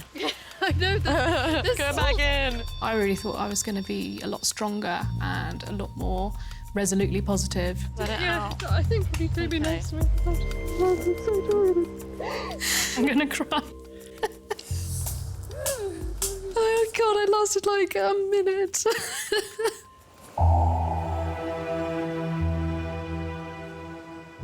I got water! Absolutely fantastic. By comparison, the older group made an incredible start. Within like the first day, we'd pretty much conquered all the main things that everyone talks about: water, fire, bed off the ground. By establishing their camp quickly, they had plenty of time to keep their spirits up. When I was young, bloody hell, times were different then. Yeah. Did they talk about anal sex as well, like it's nothing? Like it's nothing, yeah. What? Only at Christmas, if he's lucky. I mean, no one can like that, I'm sorry. You're lying if you say you do. What? Anal sex. Their greater life experience was backed up by a formidable work ethic, and 66-year-old Frank had a particular point to prove. There's nobody stronger than me in our group. There's nobody could do more than me. So I didn't feel inferior, old, or anything like that. I wanted to do the fire first. Yeah! Wanted to build everything first. Here we have the framework for the accommodation. But he's a grafter, and you got to just respect that. It's funny, though, that the important jobs are the unglamorous jobs. You know, the chopper, chopping wood. You know, it's physical, it's hard work, but without it, you're screwed. I think it's what kept you going as well, didn't it, Frank? Yeah, the best way to pass time, work it to death, and that's exactly what I did. Your way to survive is to keep busy. Yes. Once the groups met, So the people. Oh, my God! they decided to face a challenge together. You could see the youngsters, we'd rescued them. Frank did not rescue us. It's so frustrating. But he still maintains that now? He's a dickhead, isn't he? Do you think, therefore, if you bring older and younger people together, there's a sort of collective, you know, it's stronger and better? I don't think age has come into this. It's down to the individual. Oh, I just think it's just everyone's just different and they all come together. It's a community. So you haven't seen a clear distinction with old and young? No. 5 weeks in survival mode must have affected their memories, because the generational gap was a constant source of conflict. Hey! Hey, you lot! You don't know older. Come on, graft. The older ones thought that the younger ones were lazier. Till I'm at fucking school. I don't think they were, I just think, yeah, they were. They were bloody lazy. Can a young one come down here, please, and give us a lift for this timber? It's too fucking big for a pensioner. What was all the shouting about? And ask for a lift and nobody moves their fucking ass. I don't know why you're telling us to fuck off and about we're lazy little fucks. I had loads of rows with Frank, loads of rows, because he ain't going to tell me what to do, sort of thing. I know what I'm doing. I'm 30 years of age, well, nearly 30. They haven't got that need, that urge. You know, they're mummy's little soldiers, mummy's little princesses. When you're younger, you start something and then something else takes your attention. Not anything malicious or horrible or anything like that. You just get bored. If I'm bored of something, I cannot stay interested and I can't keep doing it. I wouldn't say it's just age, it was just coincidentally. It was all the young people. Whilst the eldest islander, Frank, was one of the strongest, it was no surprise to many of the group that their youngest member was the first to throw in the towel. So losing Freddie, that was hard? I think he was looking for an excuse to go for quite a long time. Yeah, he wanted to go. I could see that Freddie was bewildered by the whole experience. And I said, you can be my apprentice. I thought that'd be good for him. But then he just didn't have the want, the eager want to do what he was doing. Well, Fred, why aren't you chopping wood now, then? Because I've got a headache and I'm taking a bit of water because I need to hydrate. Oh, boy. I don't think that's embarrassing because I'm honestly doing my best here. You know, this is a massive challenge for me. I'm 18. He's a lovely boy, very polite, very well-mannered, lovely boy, but he's about 12. I've never been so tired in my life. Everything was like blurring. You know when you get all these like little stars in your eyes? I just had that and I was so out of it. I just remember sitting there and like falling asleep. After 2.5 weeks, Freddie had reached breaking point. I've thought about everything and I want to go, I think. Oh, it's a hard one with Freddie leaving because I just heard so many excuses. Bye, Frank. Take it.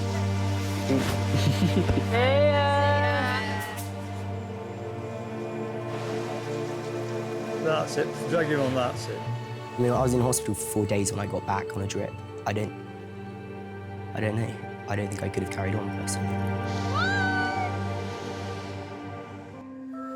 5 weeks ago, I dropped off the young and old groups on neighbouring islands, with enough wildlife and vegetation to keep them all alive, if they had the ingenuity to find it, catch it and kill it. So what was your main source of food? Fish. Fish, really. It's yucca. Fish and yucca. Coconuts. Toasted now as well, just a little bit of a difference. Yeah, toasted coconut's good. It's amazing how many different ways you can work out how to cook a yucca and a coconut. What the fuck is that? Fucking turkey in our camp. Food was very thin on the ground, but when they pooled their respective talents, Well spotted. young and old made a formidable team. So I make a noose, a big pole, 3 meters long, and with a bit of cord on the end, and make it on a slip knot. And I thought, if I can get that over its head or any part of its body, I've cracked it.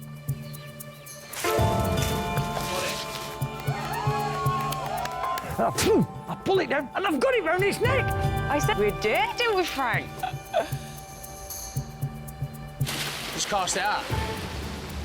I just thought knew hermit crabs were the best bait. It looks like appetising to the fish. You can tell fish think like a fish. Together, they caught a richer, more diverse diet than any islanders before them.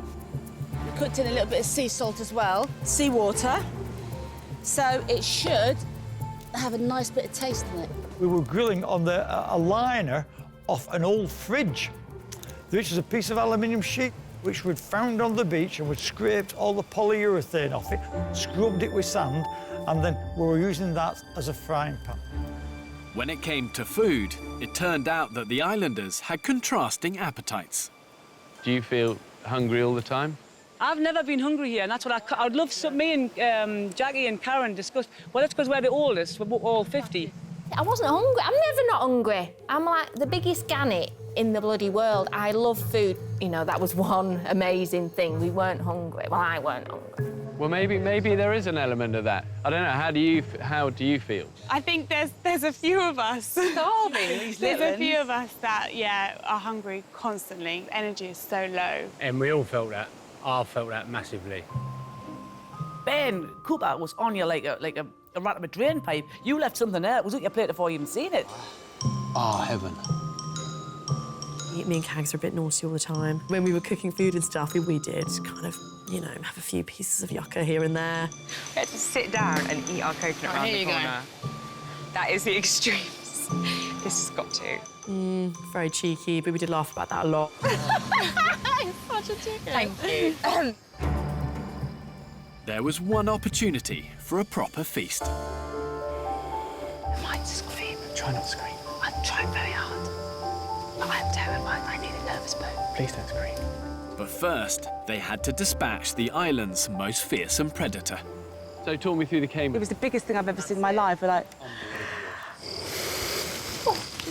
She was holding it to the left and I was holding it to the right, and then Aaron came round and just literally pounced like Ray Mears onto this animal. That's £5 in the swear box.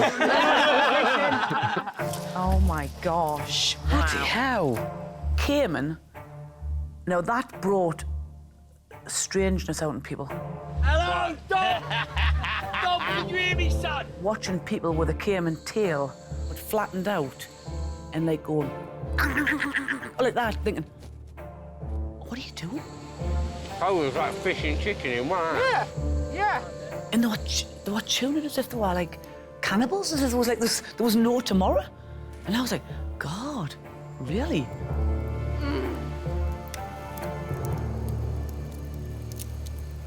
I know, Jordan, you came on as a pescatarian. Do you see it differently, like you're in this zone for this time, you can't survive like that, or how did you react? Yeah, I didn't enjoy any of it whatsoever. But you're foolish to turn away the calories that are put in front of you.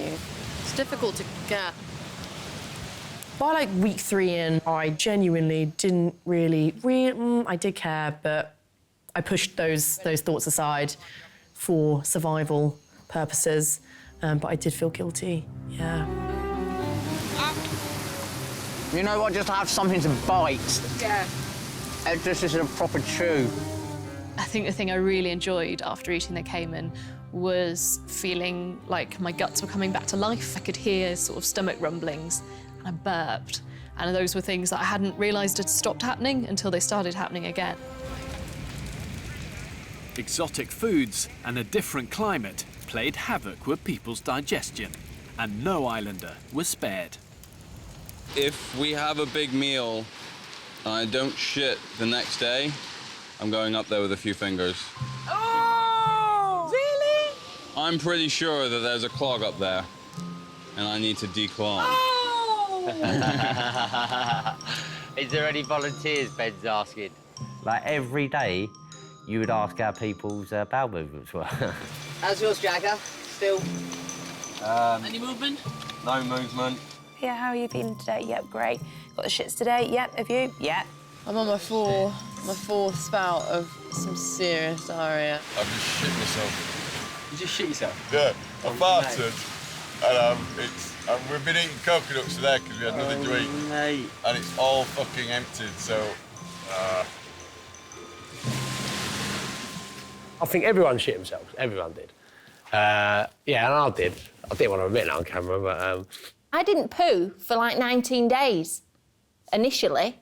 So then when that came, bloody hell, all hell broke loose. Last night, I had to go in the sea in the pissing rain to have a diarrhea.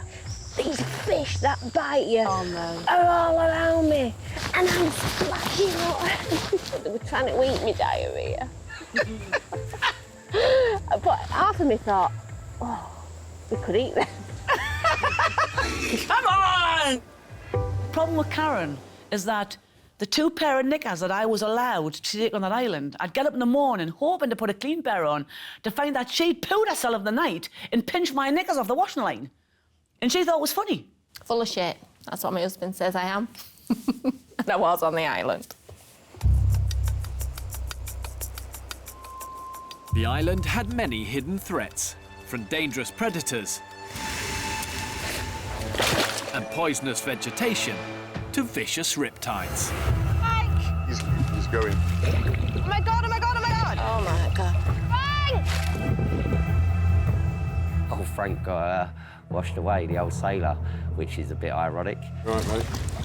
Yeah, job's good.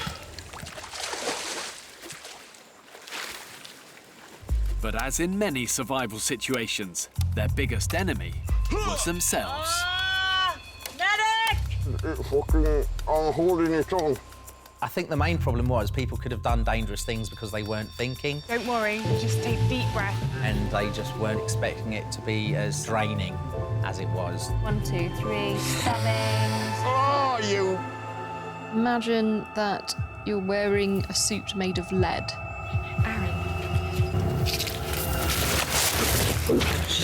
I think that's how it feels to do things when you're that tired and hungry. You okay? Oh, fuck. I fell asleep. That was all. Looking after each other is fundamental to survival. But on this island, the group turned on one of their own. This is the first time that as a group you've collectively voted somebody or asked them to leave the island. How did you feel about that, Jane? I know you were kind of instrumental there. From first meeting him, I knew there was something a little bit quirky about him. Phil took a bit of a control, and it was a control that I didn't particularly like. There you go. A power control, not a control that I'm going to look after you. Can you please just let us up your places for 2 minutes so I can get warm? I'm trying to get my hands warm. Yeah, I understand that. But if I don't maintain this fire, then what? You need boots on and fucking socks on. Yeah, yes. never felt as alone in my whole entire life. All I wanted to do was just lie next to the fire. The arrogance of the man, you know, that's not sharing, that's being selfish. Last night, some of you were showing the first signs of hypothermia. When I asked you, could I be beside the fire for 5 minutes, you said no. No comment, because I'm not going to discuss anything with you. Well, yeah, tell you what then, you're a liar, right? Because you know you fucking did. Jane was capable of blowing things out of absolute proportion. Those tiny incidences were amplified, I regard, disproportionately. Everything went out of control.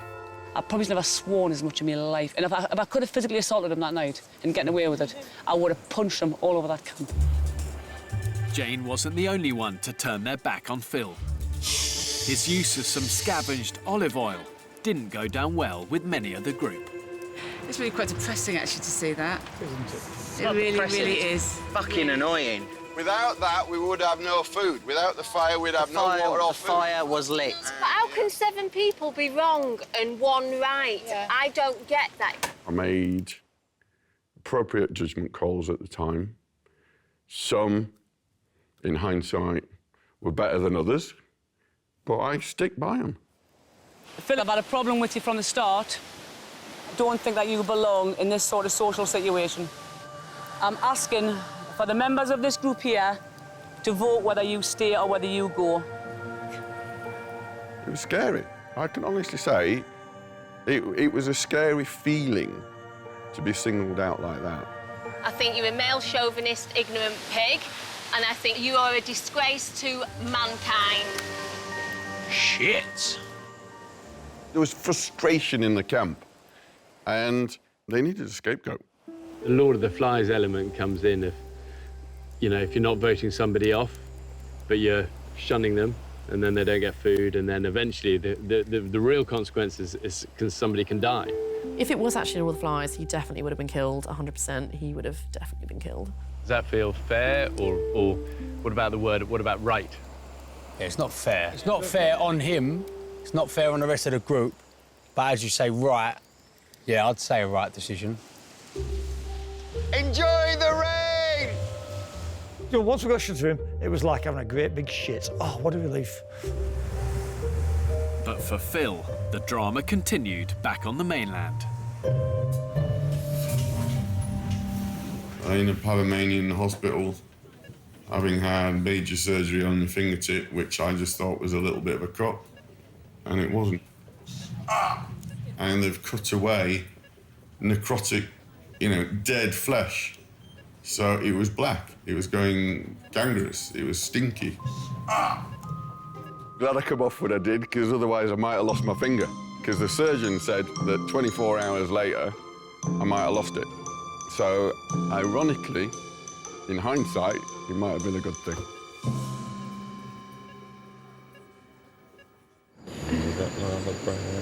Pull your knickers down. Don't be silly, touch my wheelie, knees up mother brand. So when you put old and young boys and girls together, you think, you know, there's bound to be some romance, but was that? Can I answer this one? I'm 29, I'm a red-blooded man, yeah? High sex drive, whatever you want to say. For 35 days, I have not thought about one thing on this earth to do with sex, to do with a girl, to do with anything. There ain't been a tingle in this dingle the whole time I've been here, I'm telling you. Your mind goes to survival, thinking about what you're going to eat next and thinking how you're going to get on. Honestly. Are you saying we're not attractive? I was going to say, yeah, the girls are going to be very upset, Ben. I thought like, I was saying to my friends, yeah, I'm going to be the first one to sort of crack on with a girl on there and all that, being my usual boisterous self. Then you don't eat for 4 days. See you later. Libido gone. I can't believe I ain't had a wank in 5 days. It's going to be 6 days tomorrow. That's actually a long time, yeah. That's a long, long time. I don't go 5 minutes. I swear to God. 4, 5, 6 a day. What? Easy. I think it would be weird if a guy didn't wank. Yeah. Like, that's a normal thing to do. Love it. But Love not 5 times a day. Not 5 times a day. That's That's only when I'm ill. Romance might have been a non-starter, but a bit of flirty banter was key to keeping spirits up in the camp. Girls, what do you reckon of my erection? I've always loved your erection. I think your erection can get bigger than that, Frank. I think we'll Well, not nowadays. Jane, Jackie and Karen are really good fun. You know, they are really, really good fun. Lady Bouquet. Yes, my It's darling. good to hear you having an input into this conversation. I can't get a bleeding word in edgeways. And this is the first time I've ever actually had a lady friend, as it were, you know. So that was special. Can I say you're looking more handsome every single day? Well, thank now, you very much. Don't come back without a turkey or a snake. How about the purple-headed bed snake? If you had to say 3 key elements of a survivor. Humour. Humour. Yeah. And hard work. Resilience. Yeah. Yeah, I mean, you know, what I love is exactly the commando qualities. If you think of that positivity, determination, cheerfulness and adversity is what you're saying, humour. Yeah, we found that as well. Jay's sense of humour at the very beginning was amazing. Like, God's honest truth, she just had me in stitches, and without laughter, you'll cry. So she kept me going. Jade, you look forward to tonight, girl. Yeah, have a bit of coconut. All be sold with a bit of coconut, eh?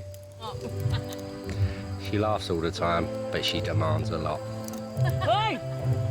Big thing for us in the younger group was surprisingly singing. Woo!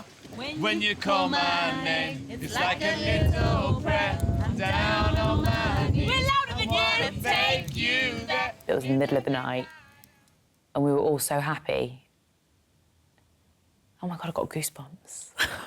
I can feel you down. Just call my breath. You know I'll take you there. There was a lot of singing on that island. None of us could sing for Toffee, though. Just call my breath. I'm gonna take you there. Oh. But even singing songs struggled to raise morale when the islanders were pushed to the limit by the worst local weather for 22 years. There'll be beaches, they said. It'll be fun, they Take said. bikini, they said. Nah. Get the first pitter-patter on the palms. Please stop, please don't go into a big stall. And then 5 minutes later, bang, heaven's open. I've had better times at a funeral, I'm telling you. The tropical rain wasn't just unpleasant, it caused flash floods that could have swept the camp away. So what did you do? Once we knew we was in trouble, everyone sort of got together and tried to dig ourselves out of it. Oh, mother of God. Did the trenches not work? They do work, but it's just the volume. I've sailed my yacht within 970 miles of the North Pole. I've sailed all the way around Cape Horn. I've climbed Kilimanjaro. There's nothing as difficult as what I've done on this island. The conditions were atrocious. After 20 days on the island, Hurricane Otto hit Panama, causing devastation across the region. Hello, Zero, this is Bravo, over. The group are requesting an exit from the island en masse, over. So tell me about the night when you had that, you obviously had to make that emergency call. We'd had such a sustained period of downpour, and then we thought we was at the end of it, and we experienced the 24 hours of by far the worst.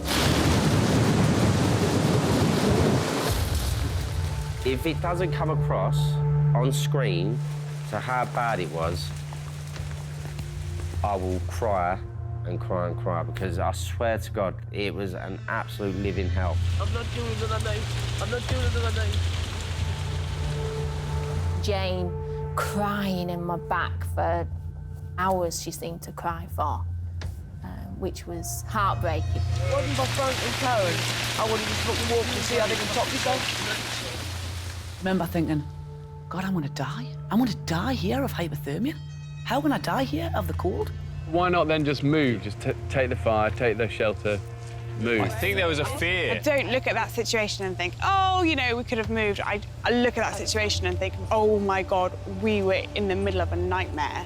It was horrific. I think that's a fair and honest assessment. You were, like, overrun by the enemy, really. It's like, you know. When the worst of the hurricane had passed, my safety team finally made it ashore to assess the situation.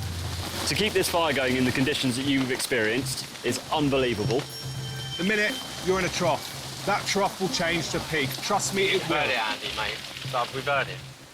I defeated the group, we just broke. We broke. And that was it. I was off.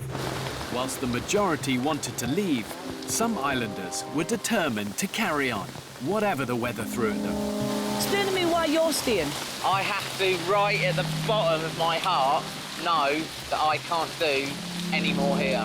Thought you're a bunch of masochistic idiots that really... What are you going to achieve by stopping here? Aaron yesterday was tired. The day before he was tired. The day before that he was tired. Yeah. He had nothing left. But all of a sudden now he's got fucking strength of like 10 men. He wants to carry on. That's, yeah. Couldn't get any wetter. I couldn't get any colder. I think it was the most willpower I've ever used. Caggy and Aaron said they were staying, and I don't know why they said they were staying. They wouldn't be able to survive in a fucking supermarket if they got locked in. What we want to do is move our location to here. My safety team decided that no one could remain unless the camp was moved to higher ground. Every single islander then followed Aaron's lead and committed to stay. To be truthfully honest, I'm a little bit ashamed of myself for wanting to leave. Got some energy. Oh my God. Holy shit. Please, someone stop me. I promised myself that I would not give in. And also, Mum and Dad were like, you better not leave. That'd be so embarrassing. You know, nobody expected you to be great survivalists. You know, you've become it. You don't know it yet, but you've become it. At the end of the day, you know, with all the survival skills in the world, when you're in the hurt logs of a hurricane, there's only one thing that gets you through each other and a bit of grit. So I think, as I said, what you've done is incredible.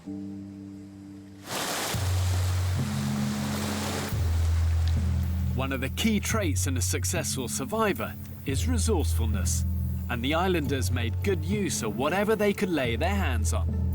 Bear, I've got you a present. Wow, Please that don't really... be too excited. I am excited. It's a sparkly bee for Bear, and it's a necklace. Thank you so much. You know what? I'll wear that with pride. Thank you. It's amazing what washes up on those beaches. Cags, I brought you a present here, look. Oh my God, I don't know where that's been. Get it away from me. It's a bit lightweight for a proper dildo. I take Doc Emma's word on it. I think it did get used for digging trenches. It's got just the right shape for a gully. So much shit. Oh, imagine if you found 2 empty cans of Coke or something. Oh, God. The beach is your supermarket. We all know that. We've worked that out. Flip-flops everywhere. Woo! And what's he wearing on his feet? Fucking flip-flops! It's actually quite shameful. You know, it makes you realise what we're actually doing to the planet. Despite living off what other people threw away, shut up. The islanders embraced much of their remote, simpler existence. Enjoyed sleeping under the trees, enjoyed listening, enjoyed watching the fireflies. There was magical times as well. On the island, there's no noise. The only noise is waves. And the trees. I loved it. I loved every minute of it. Oh my God! Oh, wow! Oh my God! Turtle nest. Someone pointed out, oh, there's the eggs, and they was gonna go. They was getting washed away. There was no doubt about it. Saving the turtles, man! Oh, they're so soft. But just keep them up the right way, Jack, yeah? To dig a new little nest further away from the beach where they would survive. To carefully, me and Jackie, my mum and dad, pick every egg up singly, one by one. That was one of my favourite experiences. Exactly 40. Wow. That's all of them. Who the fuck gets to do this? I've just saved the fucking turtle's nest. I hope they did survive. Turtles are endangered, aren't they? Are they? They are, aren't they? Yeah. Turtles are endangered. Yeah, I knew that. The group might have learnt to love their surroundings, but in the final 2 days, they were rocked when 2 of their most popular members were forced to leave the island. Karen was taken off under doctor's orders after not being able to eat during a prolonged bout of sickness. How are you this morning? I can't stop retching and I shit in bed last night. I'm really sorry. I'm taking you off. I'm sorry. I had a nightmare with the food situation. Thought if I don't eat anything, then there's nothing to come out. But apparently it don't work that way. Love you to pieces. All right? We all do, yeah. It broke my heart to see her leaving so late in the game because she deserved to see it out to the end. Then, on the penultimate day, Jagger left the island because of a family bereavement. This morning has got to be the worst morning of this entire experience. So Jagger obviously has had to leave, and our hearts go out to him, being an incredible part of it all. Top man. The only way we got through was going, what would Jagger want right now? He'd want us to carry on, and that's the only way we did it. You grow a bond because you're with each other. You wake up with each other morning, noon and night, and you do everything with each other. And that's how me and Jagger was. And it was hard. It was hard.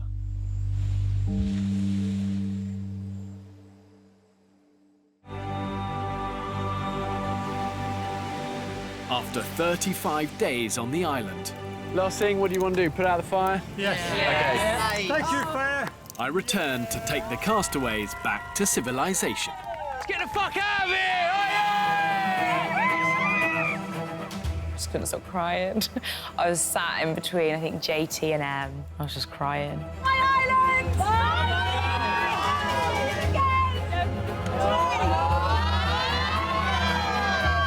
Honestly, it's all you dream of. I dreamt of that moment for, for a good month. It was just the best feeling I've ever had, and I think I ever will have. We did it, we did it, we did it, we did it. It was a huge relief. A relief but sadness, because you sort of like you've been your home for 5 weeks, they've been your family for 5 weeks. It was done. You're never going to do that again.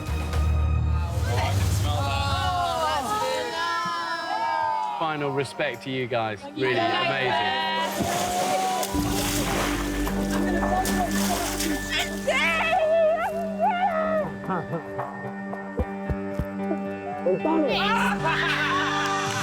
Once on the mainland, they had the perfect welcoming party.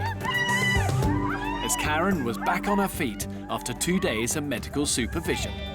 When I see these shows and you see us hugging and kissing and crying when somebody goes, I think, well, that's a lot of crap, that, But it's not. And I'm the biggest, strongest, hardest bloke you get when it comes to that, And I was really upset when she went.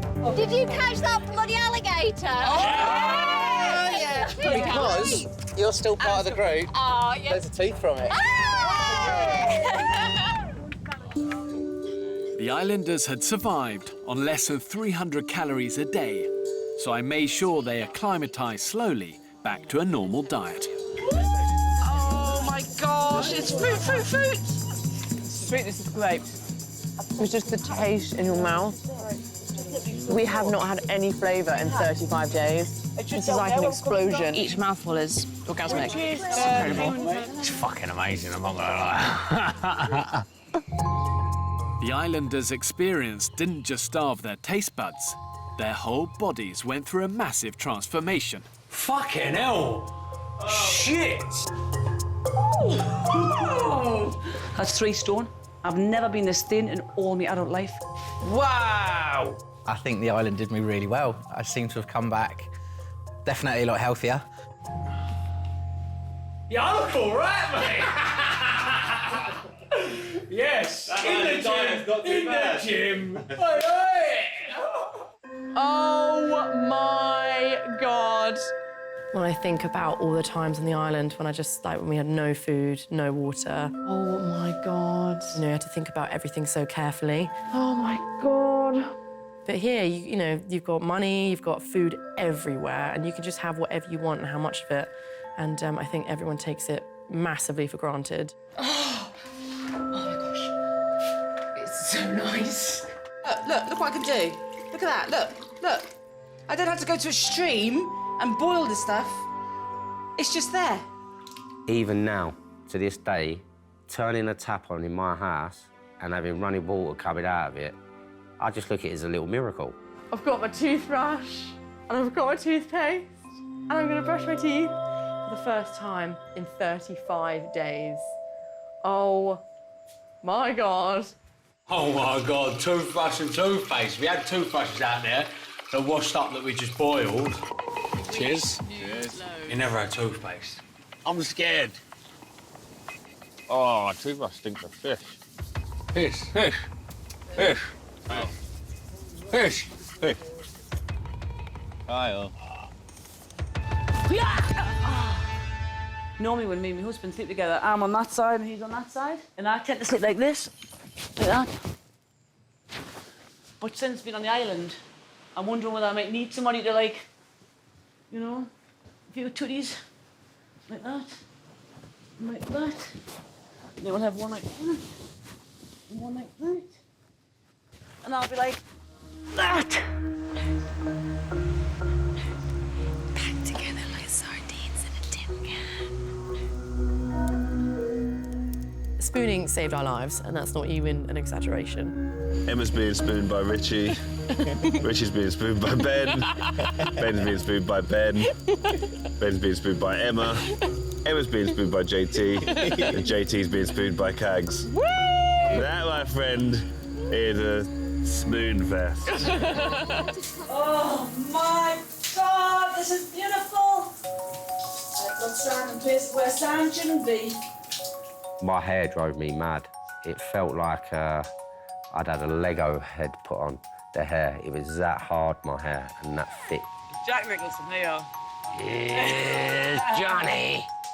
With just sand and dirt and salt, and I hate that feeling. It felt like things were dripping out my hair and it was horrible. I can smell all my pheromones and all my toxins. Thanks, Steph. Woo-hoo-hoo! Sweaty patch. It was gross, but I did enjoy it because I am just disgusting anyway. Oh, I just need to... Jesus. Yeah, it was great. The islanders had no contact with their loved ones for 35 days. Phil. Yes? It's me. Oh, bloody hell, stop. Hi, Mum. Oh my God, I knew I was gonna start crying. Just could not stop crying. It's just you're just so horrendously emotional. Oh my God. I feel so good. I'm so happy. I'm so proud of you. I've missed you so much. I absolutely adore you and I love you. I mean, you know, I wish I could give you a big hip. I'm going to go home and I'm going to make sure my boyfriend knows that I love him. And I'm going to just not take the people that I love for granted. I love you so.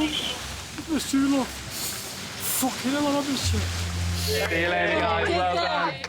Thank you. Well done. Great job. Proud of you all. Enjoy, you've earned it.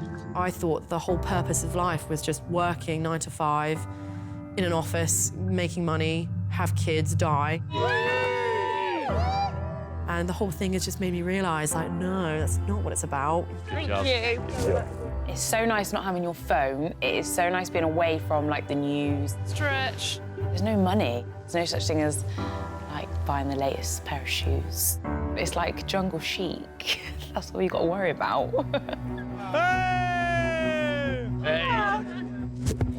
Cheers, mate. Thank you very much. Yeah, cheers. To be able to go and tell my grandkids or my children about this achievement, about what I've done, it's a good feeling, you know? It is a good feeling. Santa's got it hot and he's coming out to play. Hey! It's a pleasure. Take care. All yours, of course, all yours. Watching a firefly, like, dart, like a little light, and I'd follow it. And the star that I'd watch used to track over my head. They're mining here now. You're not making it. No, well, it was It was the best thing I ever did for me, for my mental strength. I love chicken nuggets! Surround yourself with good people and you'll have a good life. Hey, give us a hug, you big man. Looking back now on the island, my experience is the worst experience I've ever had. I'm coming off the island. I'm not doing this. I am off. Would I do it again? Everything's an effort today. I'd definitely do it again. But don't tell my wife.